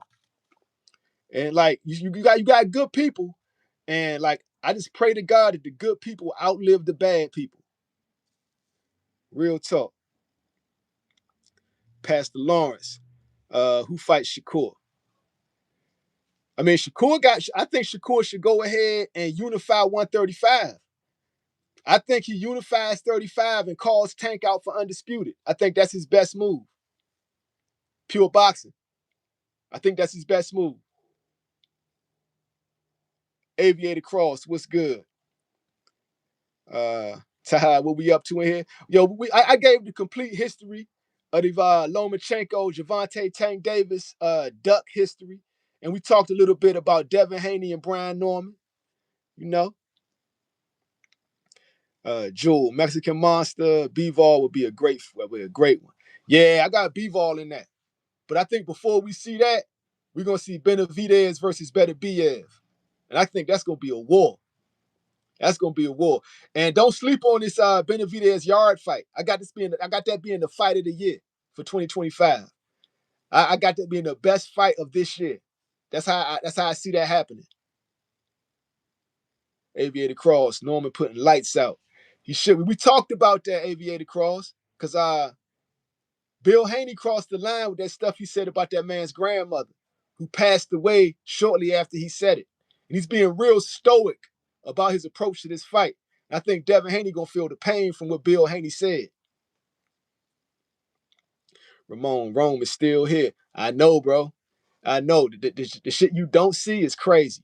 And remember, I tell y'all a lot of shit. Like I told y'all, like these Hollywood weirdos are different, right? They wear disguises. And then we see shit like Drewski, right? We saw Drewski just become a white man in front of all of us. And everybody believed him who saw him in person, right? Bro, like they really do shit like that, bro. They really do shit like that. It's really a crew of white boys who put on black makeup and go rob people just for fun. No, they'll never get caught because they got connections. Like it's really people like that in this world. Like they play games like that. The world is their playground, and that's what Hollywood is. It's a place with a lot of money and a lot of talent, right? In all different ways. Like CIA, PsyOps, and all that shit. They fuck with Hollywood because they know how to fuck with people's mind. Real talk, yo. Life is good. It's good people in the world, but the believers say, yeah, you don't want to be of this world because it's the devil's playground. It's definitely the devil's playground, but so us as the believers, it's our job to bring the kingdom of God to this world. So that means wherever we are, we got to make that a place God will want to hang out in, right? That's why I try to treat my channel like that. I treat my barbershop like that. Wherever I want to treat my house like that, right? I invite God in anywhere I go, right? And that's us bringing the kingdom of heaven here to earth. That's our job as the believers, because the devil is damn sure doing his job. So it's up to us to do our job. Your favorite barber, boom, boom. Yeah, it's truly the devil's playground. Facts. Jules saying we bored. Now, I mean, we talk about this type of stuff here, man. It's casual boxing talk. We talk boxing and everything. We talk boxing and everything too. We'll talk history. We'll talk whatever. We let it flow. And we for sure gonna talk God. You feel me? Because I invite God into the chat. I invite God everywhere I go. Real talk. And I pray God leads me to wherever I end up. Aviator Cross. It will never be when the world is based on money. And we all know money is the root to all evil. But if you read the word Aviator Cross, our job as believers is to establish and bring the kingdom of heaven here to earth. So that means wherever we are, it has to be a place that God will want to hang out. Even if you're doing bad, you still got to make wherever you are a place that's inviting to God. And I ain't saying you got to be perfect, because God know you're not perfect. But you got to put forth an effort, an honest effort, just like these Satanists do. They put forth an honest effort to bring Satan into this world. They sure enough do. Boom, Jewel. I meant the Hollywood weirdos be bored. Yeah, bro, they be bored as fuck. Think about it. They got money, power, and influence. So in their mind, it's like, what can we do next to fuck with people? Because it's their job. They're magicians. They are magicians and witches. That's what they are. They really are this, bro. And their job is to create illusions. They make money like fooling people and scamming people and tricking people and making people think something is what it isn't. That's how they get down. And they get extreme enjoyment from that. Clifton Dennis. I think Slim should do a channel on God, Black history, and more to talk about. Yeah, bro. I'm thinking about that too, Clifton Dennis. I appreciate that, brother. Real talk. Ramon, guard your casual's threshold so you don't have to dismiss the devil. Yep. Yep. Make everywhere you are a place of God. Make everywhere that you are, the kingdom of heaven starts in here, and here in your heart. It starts in your heart, it goes to your mind, then it extends to your hands. Your heart, your mind, your hands.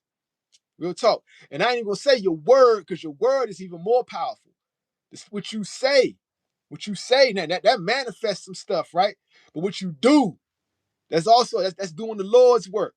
What you think, right? What you think, you got to think, right, about how can I bring the kingdom of heaven here, like wherever I am, right? But it has to all come from here, your heart. That's where the spirit lives. That's why I guard your heart. You must guard your heart. Don't allow wicked people to make your heart a wicked heart, because that's where the fall starts, right? That's where the fall starts. Don't let nobody take your joy. Don't nobody make your heart full of contempt and bitterness. Real talk. And for men, usually that's the women around us who got the power to do that to our heart. Real talk. And it's same too. Men do that to women all the time. You play a good girl, you give her a corrupt heart, right? And then she ends up hating men. And what does she do? She starts doing the devil's work. She'll take advantage of good men, fuck them over, give them contempt in their heart for women. And what do? Like a lot of young niggas, right? They all get the story about how that one chick played them, and then they just started playing all bitches, right? It's just like, that's Satan doing his puppet work with men and women. Aviator Cross, think in order to manifest. Tammy Jackson, what's good? So that'd be awesome. Yeah, all right, I'm gonna do a channel for that. Pastor Lawrence Mulligan. Anything you put before God becomes your God. That's a fact. That's a fact. And that's why you gotta invite God in anywhere you go. First. If God don't want to be here, I shouldn't be here. Real talk. More powerful than me. So if he don't want to be here, that means I shouldn't be here. It's a fact.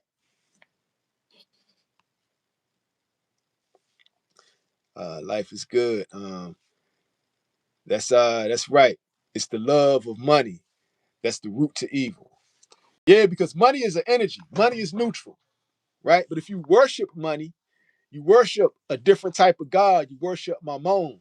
Your job as a believer is to bring all these other false gods under the power of the God, right? And that's what Jesus was about, right? Because you know that we all gonna fall short. Nobody's perfect. I am leery of the perfect person, the one who's trying to make them seem perfect, make themselves seem perfect. We all gonna fall short, right? But we gotta usher into grace. We need the grace so we can learn. And the key to that is not corrupting our heart. Because as long as our heart stays uncorrupted, we always got a chance. Damian Brown, Zeb not coming back. I don't know what happened to that dude, man. Fact, I don't know what happened to that dude.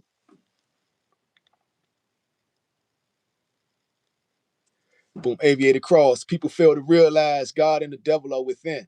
That's why your heart is important. That's why your heart is so important, right? And what's the most important food for your heart? Wisdom, right? Read the Psalms of Solomon, man. I'm telling you, wisdom is one of the most important food for your heart, right? Your heart, like keep wisdom close to your heart. Keep joy. Your heart feeds on this stuff. Joy, keep joy close to your heart, right? It's like qualities. These are the things that are worth more than money, right? Because your heart is a magnet. Your heart will bring things to you. Your heart is a magnet, yo. Aviator cross, knowledge, wisdom, and understanding. Yeah, definitely, definitely. And but in the values, your heart definitely needs that wisdom. It definitely needs joy, right? It needs it needs these things, and that's what the devil will try to take from you. We definitely try to take that from you.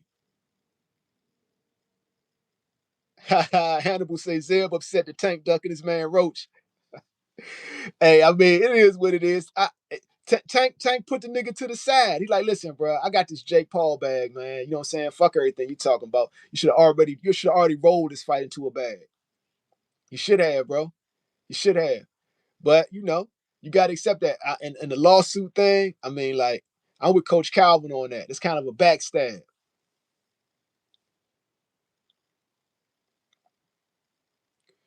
Aviator cross, not so much joy. I would say peace. Peace, definitely, definitely peace.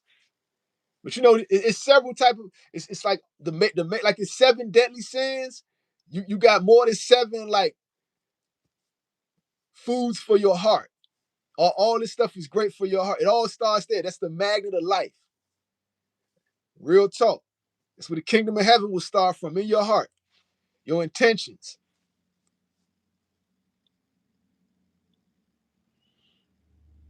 Yeah, Hannibal. He said he told Roach that little bag had to wait. Facts. Facts. Life is good. Money will break a crew up. It depends. It'll definitely tell you who the weakest links in that crew are. But you got some people, right? The wisest crews, and usually these are the wealthiest crews. They realize that like loyalty goes as far as your protection of your people. So if you have a system where your people are protected, of course they're going to be loyal because they're going to understand that the relationship is more valuable than the money, if that makes sense. That's wisdom right there. But the right relationships are more valuable than money.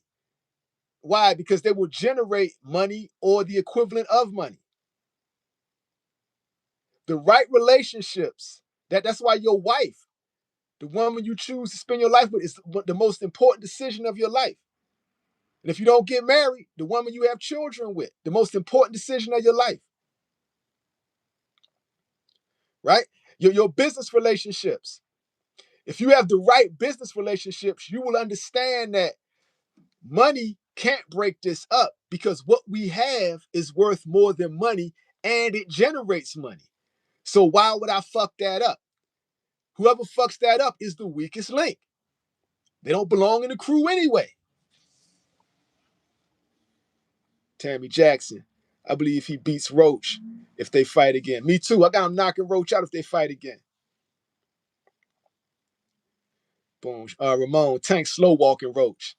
Yeah, I mean, like, I don't think they're gonna fight no time soon now anyway after the lawsuit. Jewel, Layla and Clarissa situation. Thoughts? I got Clarissa whipping that ass if they ever fight. I got Clarissa whipping that ass. I think they putting on a show right now because you got to build the fights up, and that's the perfect fight for Layla Ali to come back to. And she's still bad at 48, 47, 48 years old, which is like a miracle. Black don't crack, especially black women. God damn, she's still bad. Real talk. And I think they're setting that up for the future. And my heart would be with Layla, but I would pick Clarissa in that just because she's younger, more athletic. You know what I'm saying? She is what's right now. Clarissa can fight.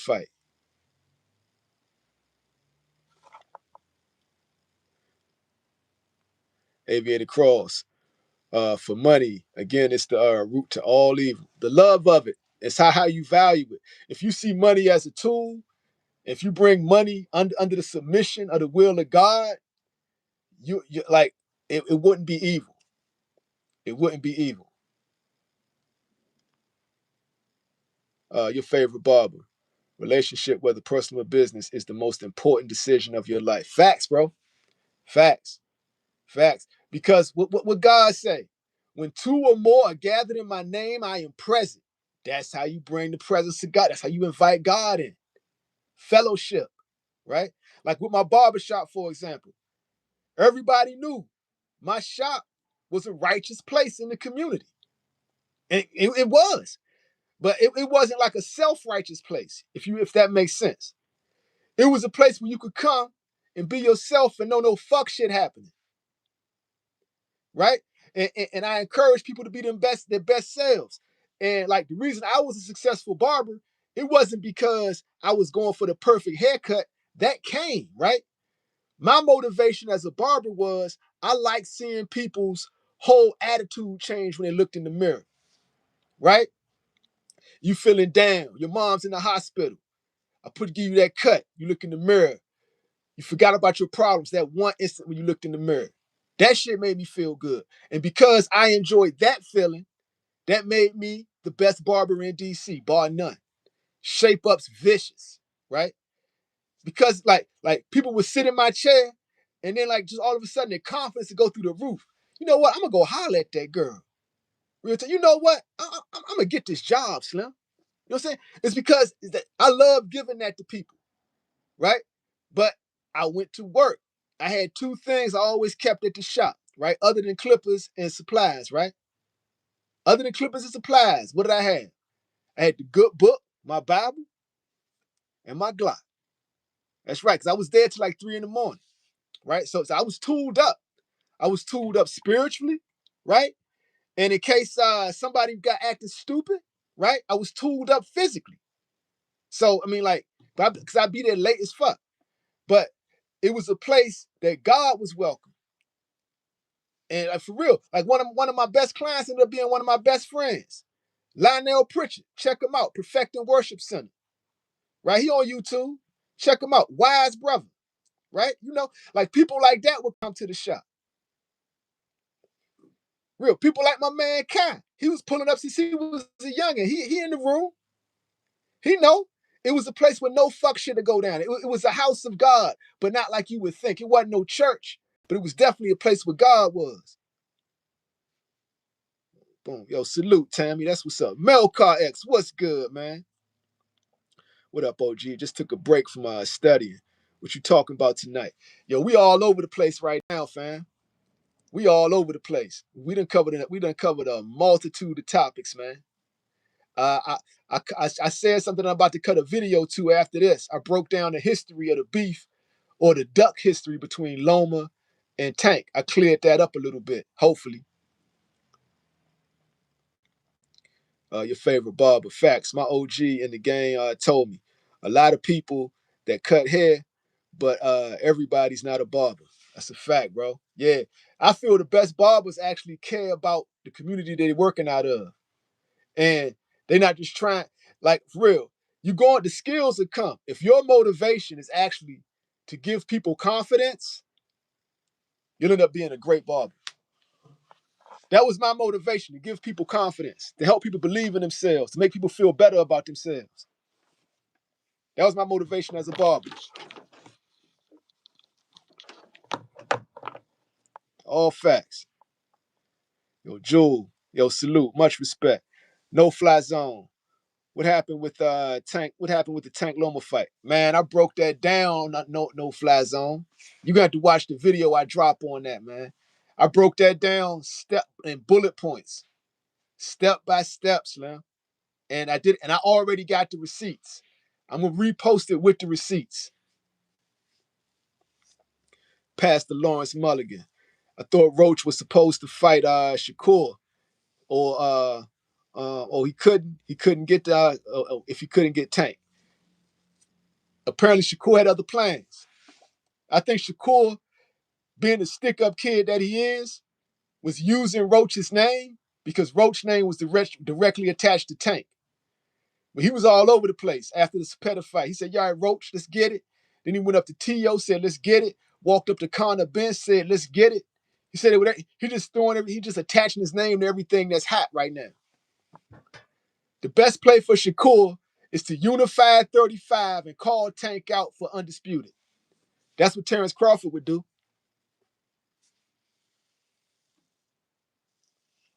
Ramon, yeah, a barber's supposed to give good inspiration. Yeah, but you got some who just selfish, right? And they just see people as dollar signs, like next. But if your motivation is to actually make the person in your chair feel better about themselves, your skill level will go through the roof, and you'll see your money go through the roof right along with it. That's how God do it. Because you're doing God's work at that point. No fly zone. Oh, I thought it was something new. I knew I missed. I know this is out of 2019 currently. Cool, Jewel. Oh yeah, you think about the back and forth with Ben. Yeah, that back and forth with Ben was all like cool to stay focused on 35, bro. Maybe at the cross. He calls out everybody because he's like that. He can box. Tank can box. That's why I say take over 35 if Tank leaving. Take over 35. All right, so I'm gonna give Shakur a play, right? Right? Stop all the fuck shit. Right? This is for Shakur. Stop the fuck shit. Focus on 135. Unify. Get all the belts, right? As fast as you can. And then you go to Gervonta Tank Davis, knock on this nigga's door, and say, bruh, are you a boxer or a WWE wrestler, nigga? Give up that motherfucking belt, nigga. Because I'm trying to become undisputed at 35. You is playing. You playing games, Slim. That's actually Shakur need to bring that real energy to Tank. Like, you playing games, Slim. I'm coming for undisputed. Matter of fact, I petitioned the WBO. Take the belt from this nigga. Take the belt from this nigga. He ain't doing service to the commission. Real talk. I'm trying to become undisputed like Terrence Crawford, my OG. Tank on some fuck shit. That's how Shakur should be, right? Becoming undisputed at 135 and then going to 140. Like his big homie does. That's how his big homie works.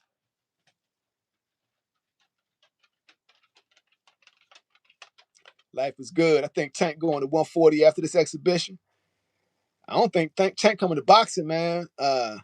If he do, he going up to fight Manny Pacquiao. I honestly believe Tank is not coming back to fight like solid boxers right now. I really got him taken off like 2 years, 1.5 to 2 years. I think the only real boxer you'll see him fight anytime soon is Manny Pacquiao. And I think PBC will make that fight happen because it's a big fight and it's an in-house fight. They can't lose.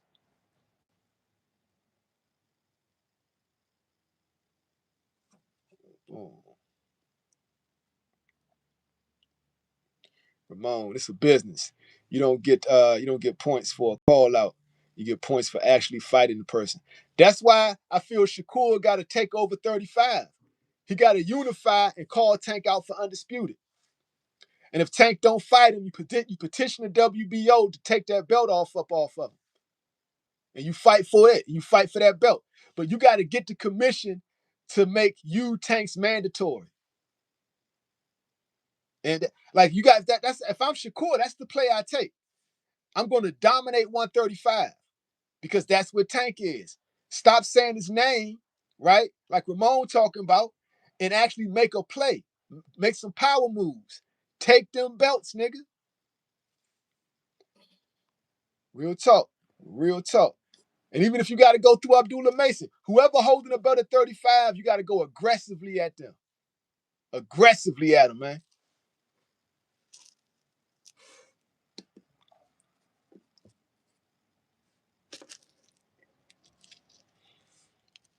Boom, Clifton Dennis. I don't think Tank fights Shakur under 100 mil.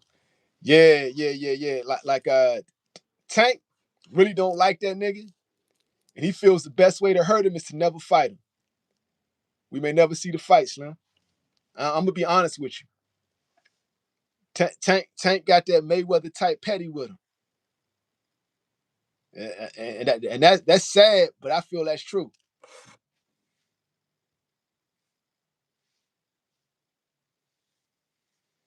Clifton Dennis. Tank not taking any real fights under 100 mil. Yeah, and the Manny Pacquiao fight, that's 100 plus. That's why I say the only other fight he'll come back to boxing for right now is Manny Pacquiao. He'll probably do that at 40, 45 or something. Because think about it. If he's coming off of Jake Paul, he like damn near 160 for Jake Paul. He could come, if he come back to boxing and fight Manny, he could even do it at 47. That's a fight. The whole world gonna watch it. He's gonna make 100 mil.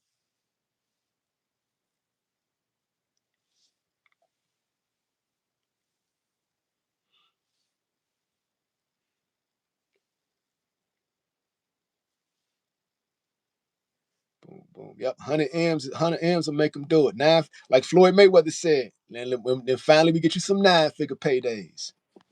Get you those 9-figure paydays. And I guess Zara Brooks Multimedia bounced on us for real, huh? It's all good. It's all good. No fly zone. Nah, Scooter Tank got that Baltimore pettiness in him. Because him and Shakur was cool. Core did some fuck shit.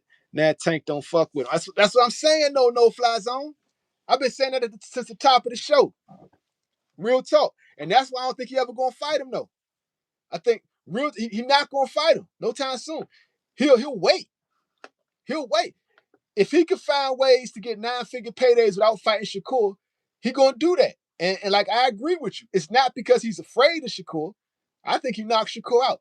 It's because he don't want Shakur to get paid off of him. It's really that simple. It's really that simple.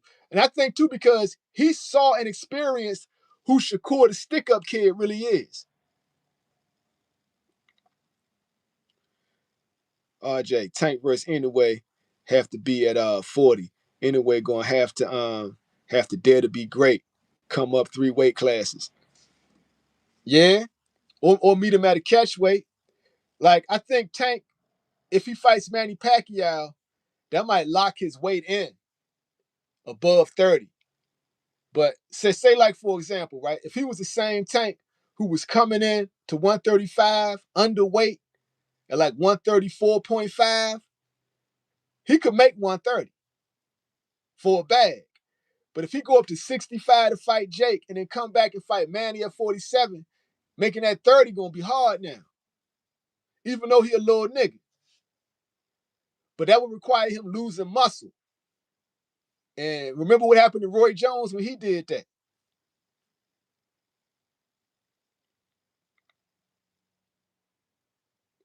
Anthony Perez, what's good? Tank with Frank Martin Shakur. Yeah, I got him cutting off the ring and put him to sleep too. Ramon, Tank feels betrayed. Life is good. Boom. Let's see, Ramon. It's called slow walking.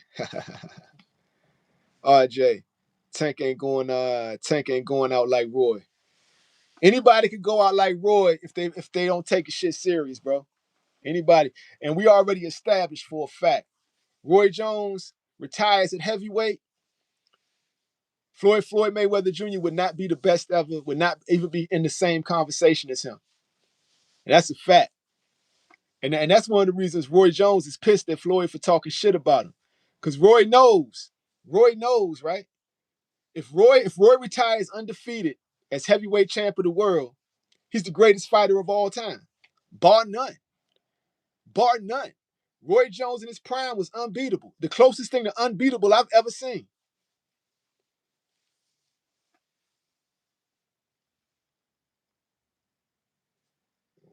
No fly zone. Anyway, already rehydrates up to lightweight. As far as measurements, Tank and Anyway are damn near identical. Yeah, I agree. That's what I was saying. Like, say he go the WWE route, right? You go there and fight Logan Paul. I mean, you're just doing that to gain a bigger fan base. That makes you worth more money. And you come back to boxing, you fight Anyway because that's the Asian market. We're talking huge numbers at this point, right? So if you have the fan base from Logan and Jake Paul and you translate that to the Asian market, you'll do bigger numbers than Floyd Mayweather, Manny Pacquiao. Like, I look at it like that from a bag sense, from a business sense. I like looking at it like that from a promotional sense. Like, I analyze it in a boxing sense too, but it depends on the context. Like, Tank ain't going at it for boxing right now.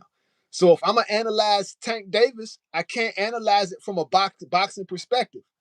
What's gonna seem like, hey, Lil Quincy, what's good? But analyzing Tank from a boxing perspective, he done gave up on boxing. He's going for the circus now. So how you gonna analyze him from a boxing perspective? You can only say he's scared of this nigga, he's scared of that nigga, right? I can't say that because I don't think he's scared of these niggas. I think he's like, fuck this shit. I'm trying to get money. The nigga wants a jet. I believe he wants a jet. And not only to have it, he wants to be able to keep it and fly on that motherfucker whenever he feel like it. You can't do that without a hangar, fuel, and a flight staff. All that costs millions of dollars a year. So if you want a jet, you got to actually have the bread to have a jet. You can't just have a jet sitting in the fucking runway because it's still costing money.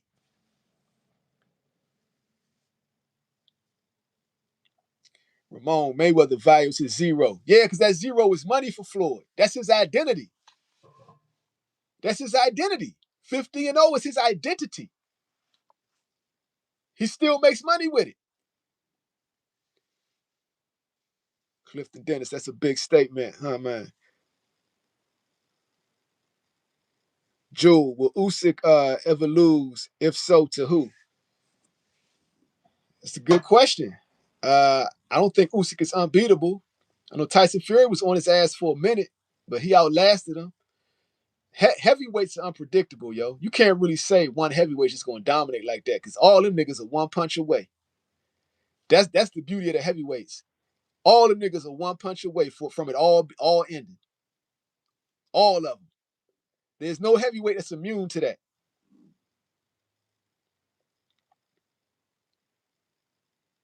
RJ Tank want that oil money. I don't blame him. Yep. Yep. You got to think about it. He been hanging around a lot of super rich niggas. It's just what it is. And like he want that bag. That shit gets addictive. He got the talent to get it. And they tried to recruit him. They tried to recruit him through the Diddy parties. But thank God the brother has integrity. You know, he not willing to do anything to get the bag. That's why I respect him.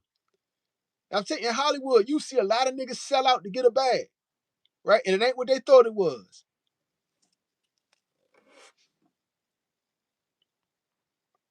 No fly zone. Scooter, what do you think about Devin saying fighters are scared to lose their O's, but he sure did get his back. Devin gonna say whatever it take, man. Like he's smart. I mean, not him. His dad is smart. His dad is really smart. You know, I believe Devin had all the tools to be one of the greats.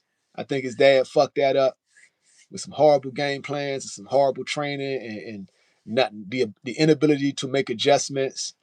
Right. I think Devin Haney, had he stayed with the Mayweathers, it is in greatness talks. So I look at Devin, it's like I'm happy for him because he did it in spite of his dad making it harder than it had to be. Right. So, because I could actually look at Devin and separate him from Bill because I see the fuck shit Bill has done.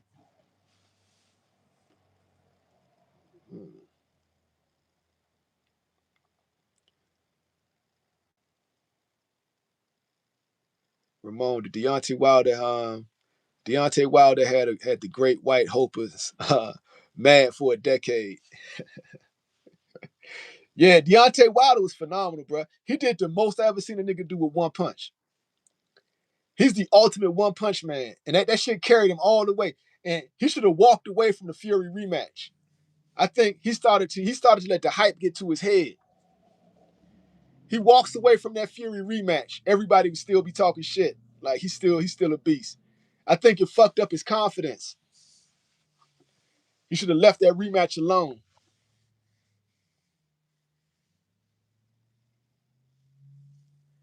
Clifton Dennis. A lot of fighters are more scared of the L than the opponent. Yeah, that's a fact. especially the black fighters, because you realize all the money you lose when you lose, man. You lose a lot of money.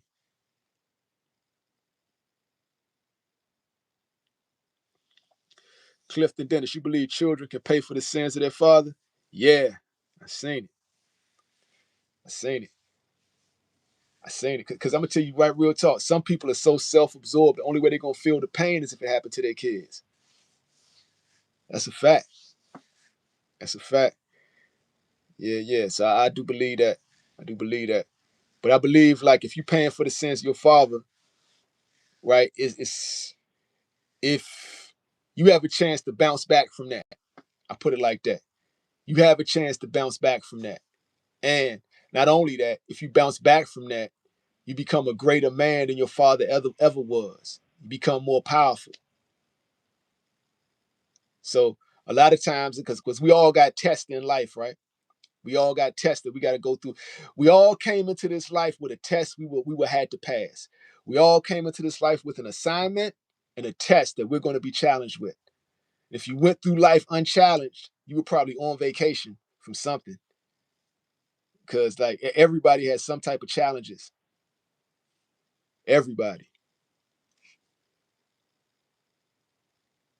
Clifton Dennis, that's fucked up. But it's like I said though, it's fucked up. It depends on how you look at it. Cause that might be your test in this life. You've got to overcome the sins of your father. Maybe you got to make right the shit your father has done. Right? Maybe you got to feel the pain your father has caused others. You feel what I'm saying? In order for you to get in a position to actually do your assignment for God. Like I say, everybody has challenges. And right, and also you gotta look too. Genetics is passed down, right? Maybe the sins of your father is a trait that's in your DNA, and you have to pay for that sin. And maybe the earlier you pay for it, the better off your life will be. Maybe if you pay for it early, right, you can overcome it and go forward with your life. A better man than your father, or a better woman than your mother. You feel what I'm saying? That's sins of the father. It means like it's not just to one sex.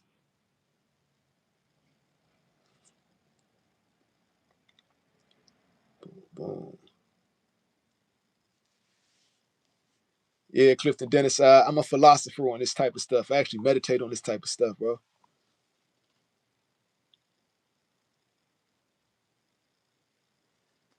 Boom, boom.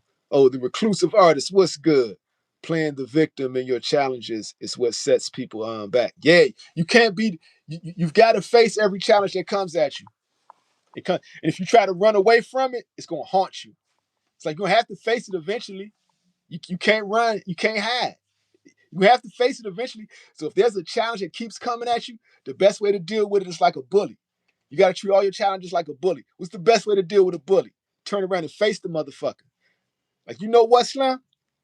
What's really good, right? You got to treat your challenges like that. What's good? Still on here. Hell yeah, I'm still on, man. We vibing. Damn. We Shit, vibing, man. bro. I'm up here in the football field every day. Hold on, hold on. We vibing. Yeah, we figured you bounced. Now I had to go to my next destination, man. You know, I stay on the go, man. It's football time, football field time. Yeah, yeah, we figured you bounced on us. Yeah, you know, I had to go to my next destination. Yo, Ramon, he's saying that's Hey, not what just your y'all talking about? father. Yo, right now we talking about sins of the father, right? Ramon's saying, yo, that's not just your father, that's your forefathers. I like that, right? I like that.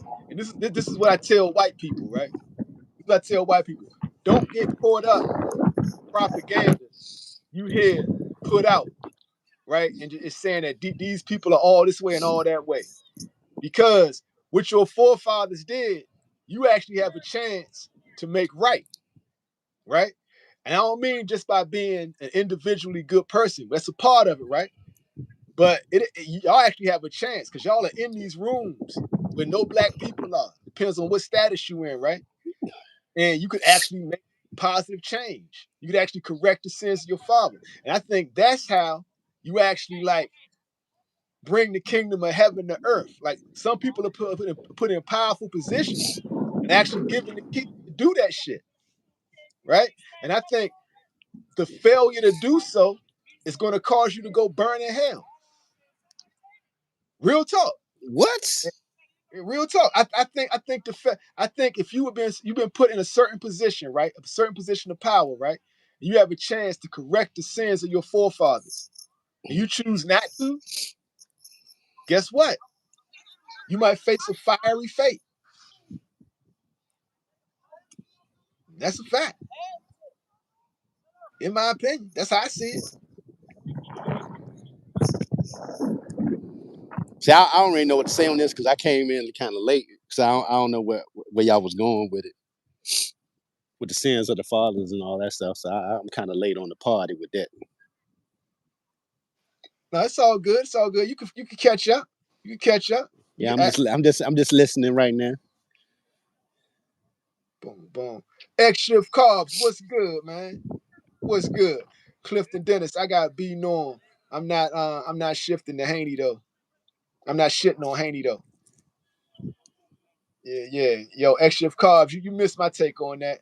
Cause I had B Norm by decision, but I switched to knockout. Knockout or extreme beatdown.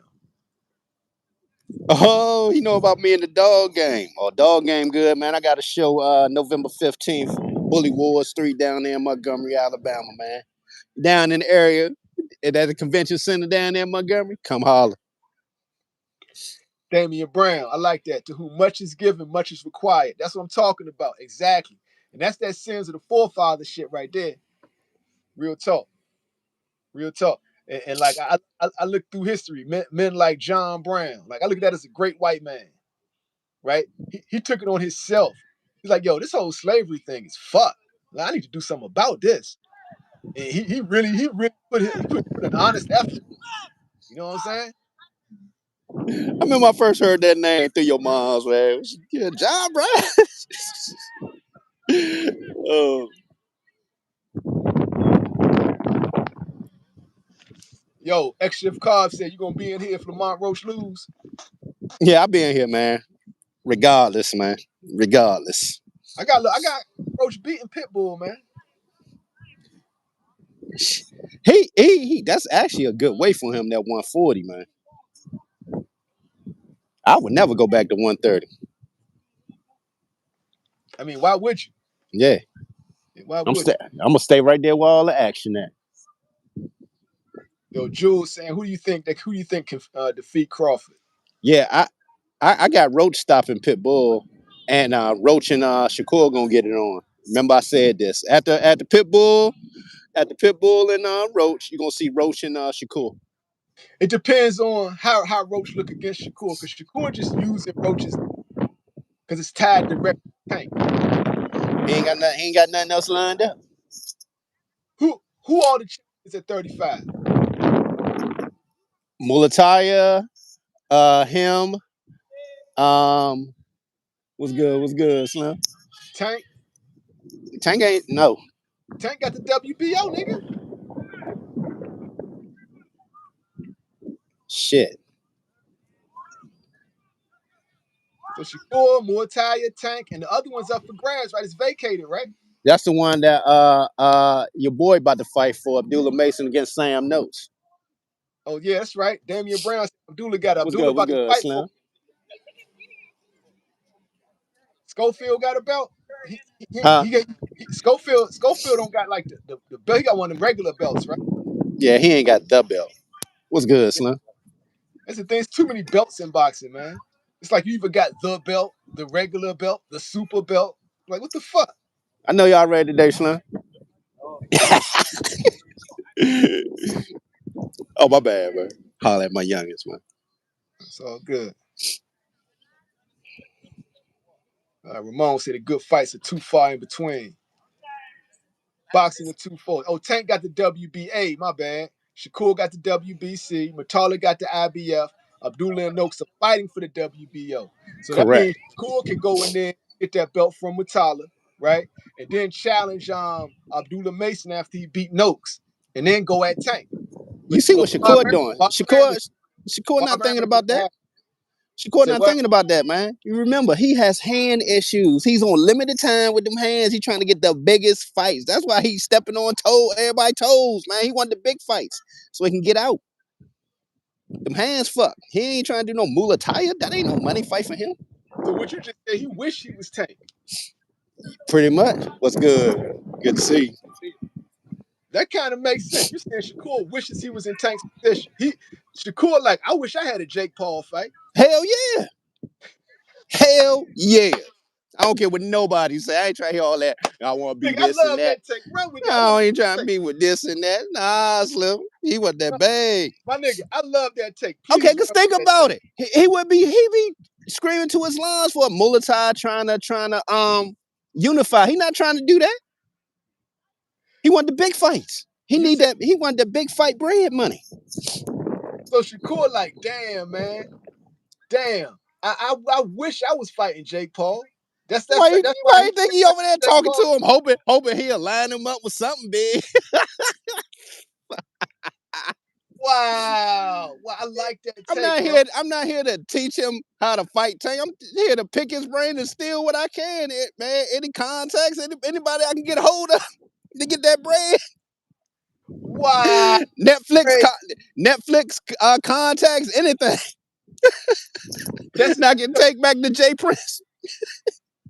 But that's the thing though. People was walking out on his fights when he was in Jersey, right? They watch him if it was on ESPN. That's part of their cable package.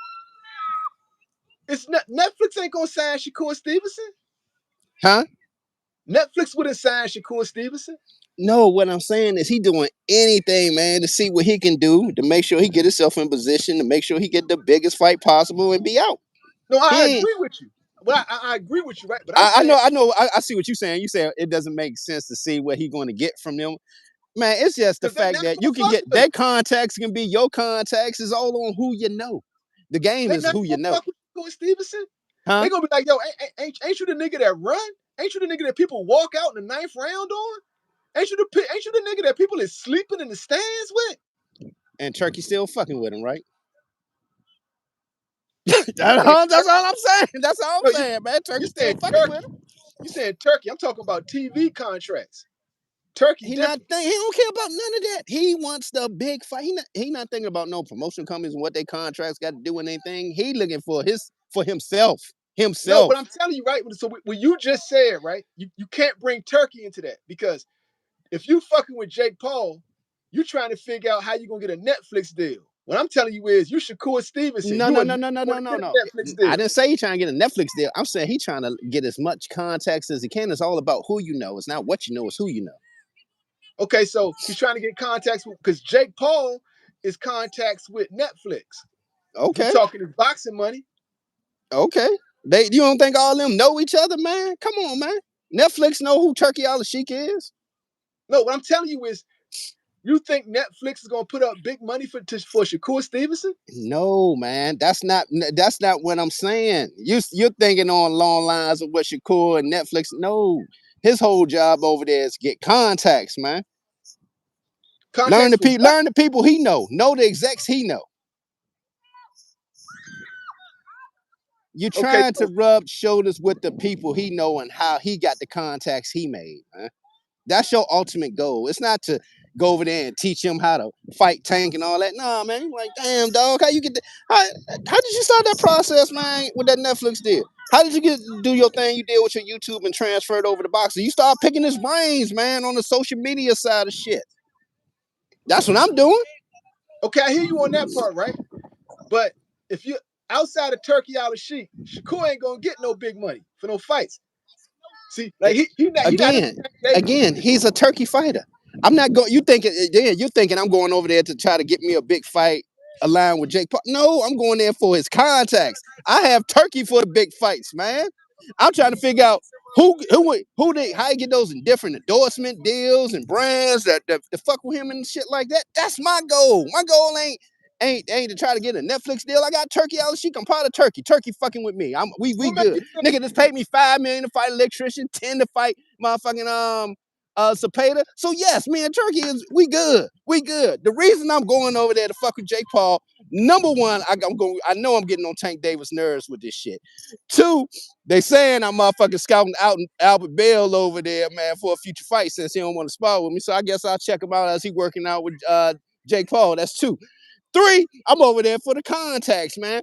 How can I get a part of these motherfucking sponsorship deals and things of that nature, man? And how did you go about getting it? Maybe I can learn how to be a Who better was social media person.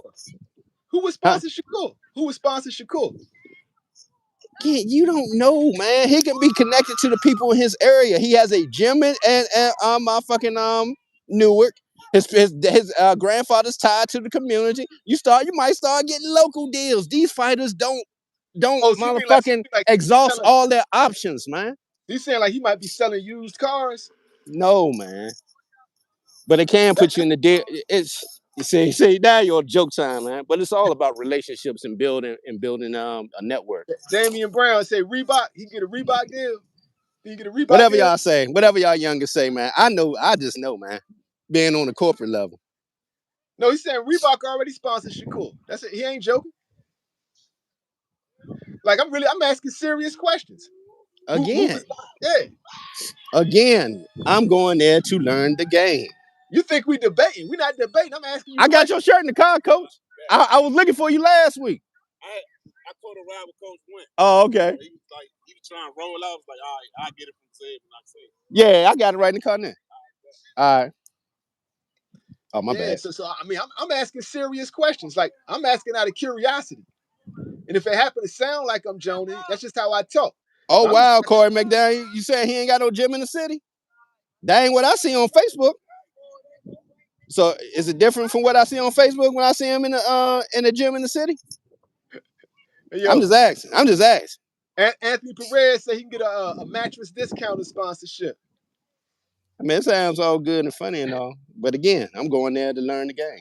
Where else you think he there for, man? For real? You think he gonna show him how to fucking beat Tank? No, man. No. Yeah, he is. No, he's not. Why you think Jake Paul bringing him in? No, he not, man. He ain't gonna learn nothing to beat Tank, man. No, I ain't saying he can do it, right? But why would Jake Paul pay to bring him in? Right now, he doing anything right now. Tank ain't motherfucking promoting, so he got to do his own promotion, bringing in people he know that Tank hate. All right, so I'm gonna drop my take on this, right? Is Tank promote right now? Hell no. That's what I'm telling Jake Paul is doing all the you. heavy lifting for the Jake Paul, promotion. right? If They you said the Jake ticket Paul, sales is trash. you about to fight Tank Davis, right? The only dude you know who has the boxing mind to give Tank a problem, you pay to bring him in for that. Shakur Stevenson. Shakur Stevenson has the mind to give you a game plan to try to beat Tank Davis, but that don't mean you can execute the shit. You know what I'm saying? So you're gonna game plan. So you're gonna game plan somebody who weighs 200 some pounds how to beat Tank Davis. He could game plan for somebody who's already around that size to do that, but he has no idea of what Jake can do. No, I didn't say you. I didn't say he was gonna be able to execute it. I said you're paying him to see what he thinks. That's the only reason you pay him for that. What do you mean I'm bringing him in to spar? I'm not bringing him in. You don't bring in Shakur Stevenson to spar for Tank Davis because he fights nothing like Tank Davis, right? You do bring in Shakur Stevenson to pay him to get his analysis of the fight and how you should go about it.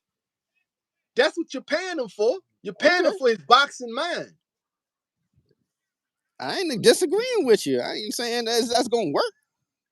Yeah, because you're still not going to be able to execute it, right? But you still want to hear what Shakur thinks if you Jake Paul, okay? Because Shakur, being that he has an analytical boxing mind, right? Shakur, for fun, is sitting back thinking how Jake Paul could beat Tank Davis. And if Jake Paul is going to pay me to tell him this, I think that's the real reason he going over there. Jake Paul is going to pay Shakur for his analytical boxing mind. Tell me exactly what you would do if you were me to give Tank Davis a problem. That's the real reason he's paying him. And if I was in the Jake Paul, if I was a sellout, right, and I was with the Jake Paul camp, I would pay Shakur for just that. They probably already asked Bomac and all these other types of niggas, right? And they like, hell nah, I'm not coming over there to help you beat Tank. Because that's a bad look. Shakur, on the other hand, don't give a fuck. I wouldn't either. I ain't got no loyalty to Tank. The fuck? Now this My black loyalty, code bullshit everybody talking about, man, that's some my loyalty would be bullshit. to culture. That black code bullshit is bullshit. Because we don't stand on it. So I don't even agree with that bullshit. You Ray Savage and Jalen Love, that makes sense, right? Shakur don't need that money though. Again, I do what I want. I'm here to get on Tank nerves. Motherfucker won't give me a fight, so fuck it. I'm gonna keep fucking with him. No, I know. I hear what you're saying. Y'all right? mentioned the Tank fight. Y'all gonna mention me as well. That's all I'm saying. Got you. So that's your motivation if you Shakur. I guess I hear that, right? So it can't be the money because he don't need the money. Nah, he don't need the money. He just made $10 million off Cepeda. Yeah. He doing it to irritate Tank. How many times we gotta keep saying that? Yeah, I agree.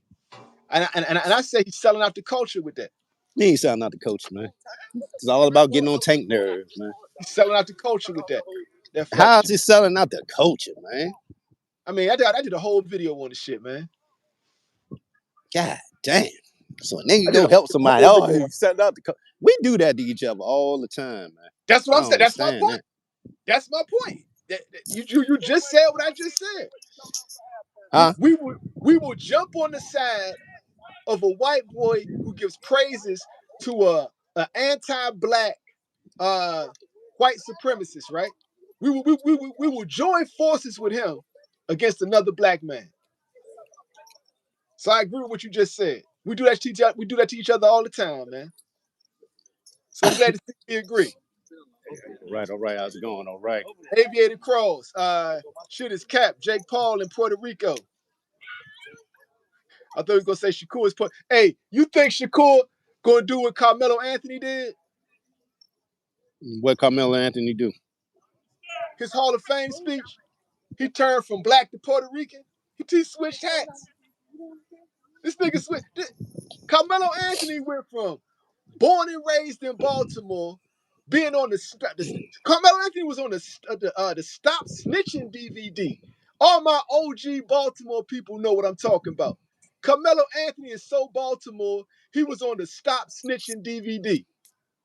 Right? Carmelo Anthony is straight up Baltimore. This nigga got to the Hall of Fame speech. This nigga went, Puerto Rico, Puerto Rico. Mommy, papi. I want to say something to my abuela. I want to give a shout out to my abuela. He switched up. That nigga switched it. He changed races at the Hall of Fame. Nigga said change races. You still that nigga changed races at the Hall of Fame, bro. Oh, you ready you today, Slim? Gonna do that? I see already. Let's. Hey, yo. What's good, Coach? Before Stevenson changed races at his Hall of Fame induction. Oh shit! I'm gonna have to go down a little bit so I don't get no copy. Oh, you ain't gonna get no copyright. This is DC music, so yeah, shit, you ain't gonna. They ain't gonna know what that is. I'm good. You ain't gotta worry about copyright, man. That's straight DC. Good. You ain't gotta worry about it. Mr. Dennis say, how we send a 5'5", 135-pound man to fight a 200-pound white boy for the culture? I don't like it. He's still fighting them, though. He's still fighting. 5'5", 135, fighting a 200-pound dude who's also an athlete. That gets respect in my book if that happens on the street. Real talk.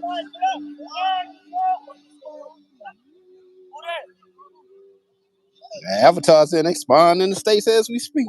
Man, I don't know. Man, talking about everybody. Man, worry about the DC music, man. Worry about yourself, Slim. Yo, What's up, Coach? I seen that. I didn't even know he was Puerto Rican. Like, nobody knew, man. What's up, Slim? I don't think he knew. I don't think Carmelo Anthony knew he was a Puerto Rican. That nigga did that for some Puerto Rican bitches. That nigga did that shit to get some Puerto Rican pussy, man. Yeah, I'm telling you straight up, man. Oh shit! How you change races how you change your whole race at the Hall of Fame? Yeah, high school football, man. My school, man. Dunbar, man. 2-time state champs. I mean, 1-time state champs, 2-time Turkey Bowl champs. Last 2 years. Boom. I should go closer so I can hear that good DC rap. It's different.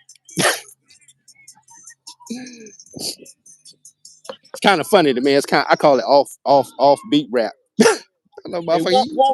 warm up the chat real What's quick, up, man. Slim? Warm up the chat real quick. Talk All football good. and all that shit with the chat real quick. Yeah, I'm out here on this good Thursday night football, man. Can't handle football on Friday nights right now, man. Too many fighting on the Friday nights. So they say, man, we got to push this to Thursday night, man. So I'm out here on this good Thursday night, man. Doing my thing for the community, man. I call this giving back, man. Giving back to my youngest tonight, man.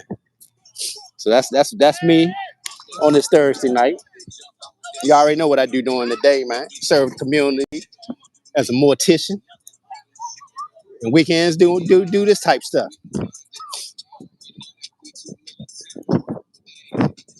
I'm just glad I ain't had to go to my other business tonight. Sometimes I get caught up and gotta go do other embalmings for other people, my other side business, but didn't have to tonight, so all good out here with my youngins.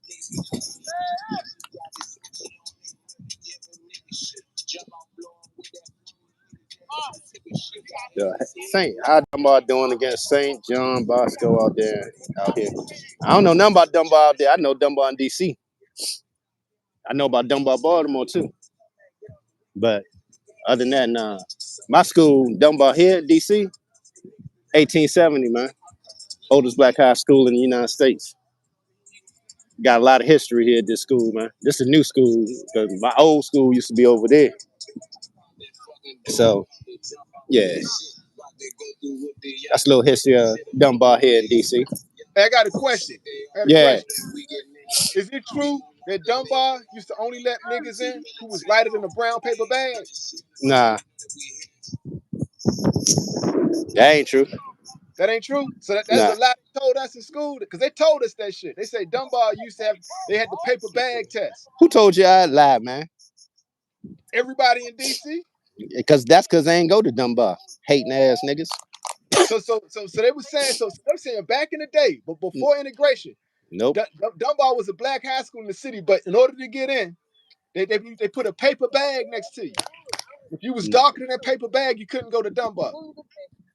Not true. Wow. How's it the school's called Paul Lawrence Dunbar? You see how black he is? No, I'm asking. No, man, that wasn't the case, man. So all my teachers lied to me at Roosevelt. Yes. And they were lying. Yes. Okay, I heard different. You heard wrong. If there's anybody in the chat who can confirm or deny what I heard growing Can't up, these niggas in the chat confirm shit? I mean, like, but you're proving to be biased. Yeah, You don't Dunbar and Baltimore like that, son. story. Yeah, I ain't gonna lie to you. Dunbar and Baltimore is like that on that football field, basketball. Hey, no, but my nigga, what I'm telling you though, you are proven to be biased, right?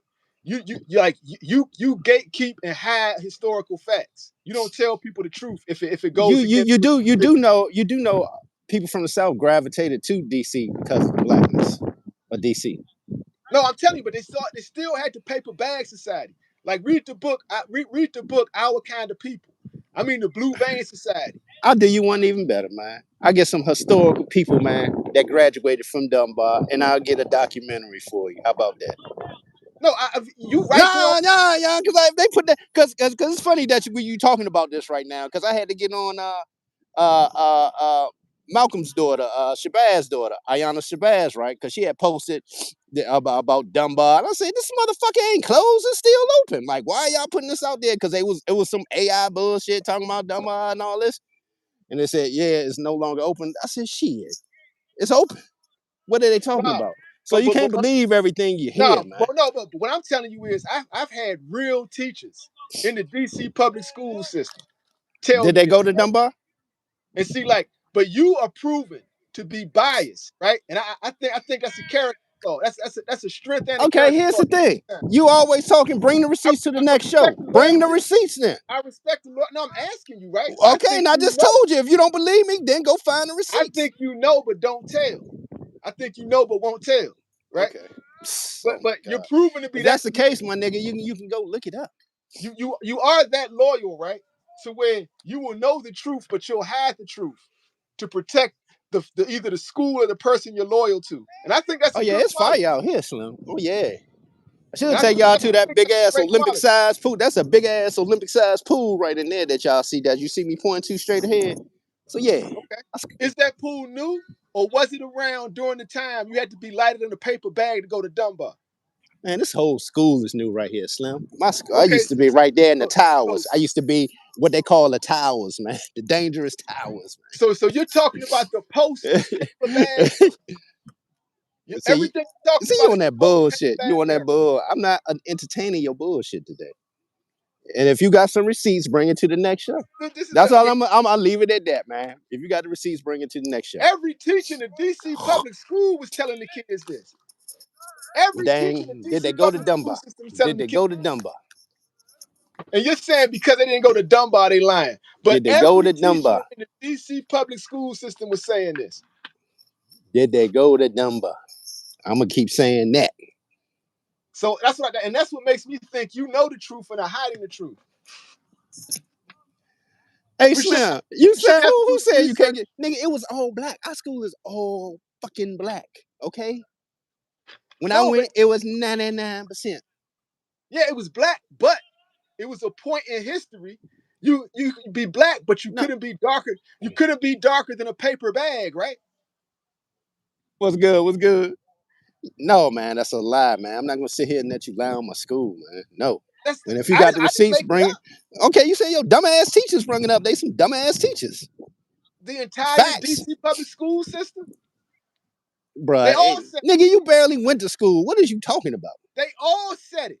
Nigga, you was on the corner, man. You never went to school. They You all and Sean ain't never say it, man. So what are y'all talking about, man? they all said it, bro. Okay. They all said it. Yep. I don't know if you was aware of this, man. I'm talking to Damien. DC was Chocolate City back in the day. Run by us. Everything. Yeah, I remember that Chocolate City era. It was nothing like it. Everything. Everything. Nothing like it. Nothing like it. And yo, Atlanta was too, but DC was better than Atlanta. I can't say that. I traveled between both with my mom's being in Macon, so I had the best of both worlds. Chocolate City I era, saw it from the southern point of view and from the DC point of view. Chocolate City era DC wasn't nothing like it, bro.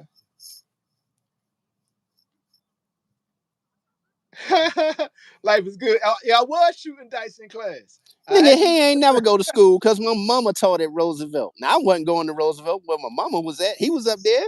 They ain't never go to nigga, school. nigga, how you gonna say I wasn't there, but I was up there? Did you graduate? Yeah, I graduated. I went to college, nigga. Nah, no. I'm saying from there.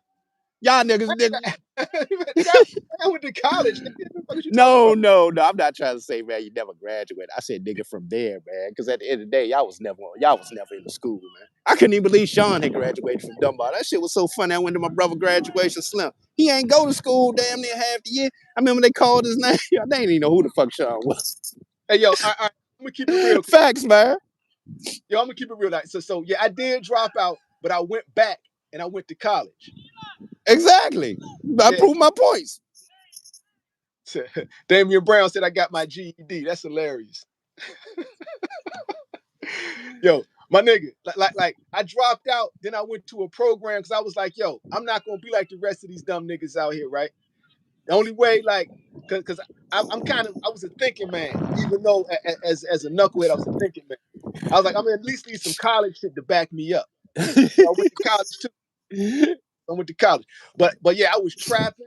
I dropped out. I was trapping. I got involved in a lot of outside activities. Right. Then I said, yo, when I got locked up, I said, you know what? I need some college to back this up. I ain't gonna be another dumb nigga walking around here with no high school education. Yeah. This shit, hey, Chad, this shit was wild, right? I used to skip college, right? I used to go to Morgan State. I used to go and be chilling, Damn, yeah, chilling nigga, on the I block with went to these niggas, barber chilling school on the too. I block. went to barber school. I did get vocational training. I went to barber school. I rolled that shit. I used to be chilling on the block with them. Man, I got his mama said, man, what the hell, Sam's here? He ain't even at college. I think that first year, my first semester at Morgan, man, I had a 1.6 GPA, Slim. Oh man, my shit was fucked. Damian Brown said I learned to cut hair in jail. That's hilarious. Now, nigga, I went to barber school, nigga. Went to barber school, nigga. But yo, cut hair. But and when you in jail, cutting hair is an asset. Knowing how to cut hair is an asset in jail. I ain't gonna lie to you. I ain't gonna hold you. Real talk. All right, Sam, I'm about to get ready for this football action, man. Got to start getting ready, man. It's been real, though. You got the receipts with that brown paper bag shit, man. It is a funeral home in D.C. that did do the brown paper bag. I did not want to mention them at all, but they did used to do that. But nah, that didn't happen to Dunbar, though. It is a funeral home that did do that, though. I'm not going to name them. None of that. Don't even ask. But yeah, that did happen in D.C., but it wasn't my school. I'm out. All right, my nigga. Yo. I'm about to ride out too, man. Yo, salute to everybody in the chat, man. Thanks for rolling with a brother. Yo, may God bless every move you make. May your life be filled with abundance. Peace.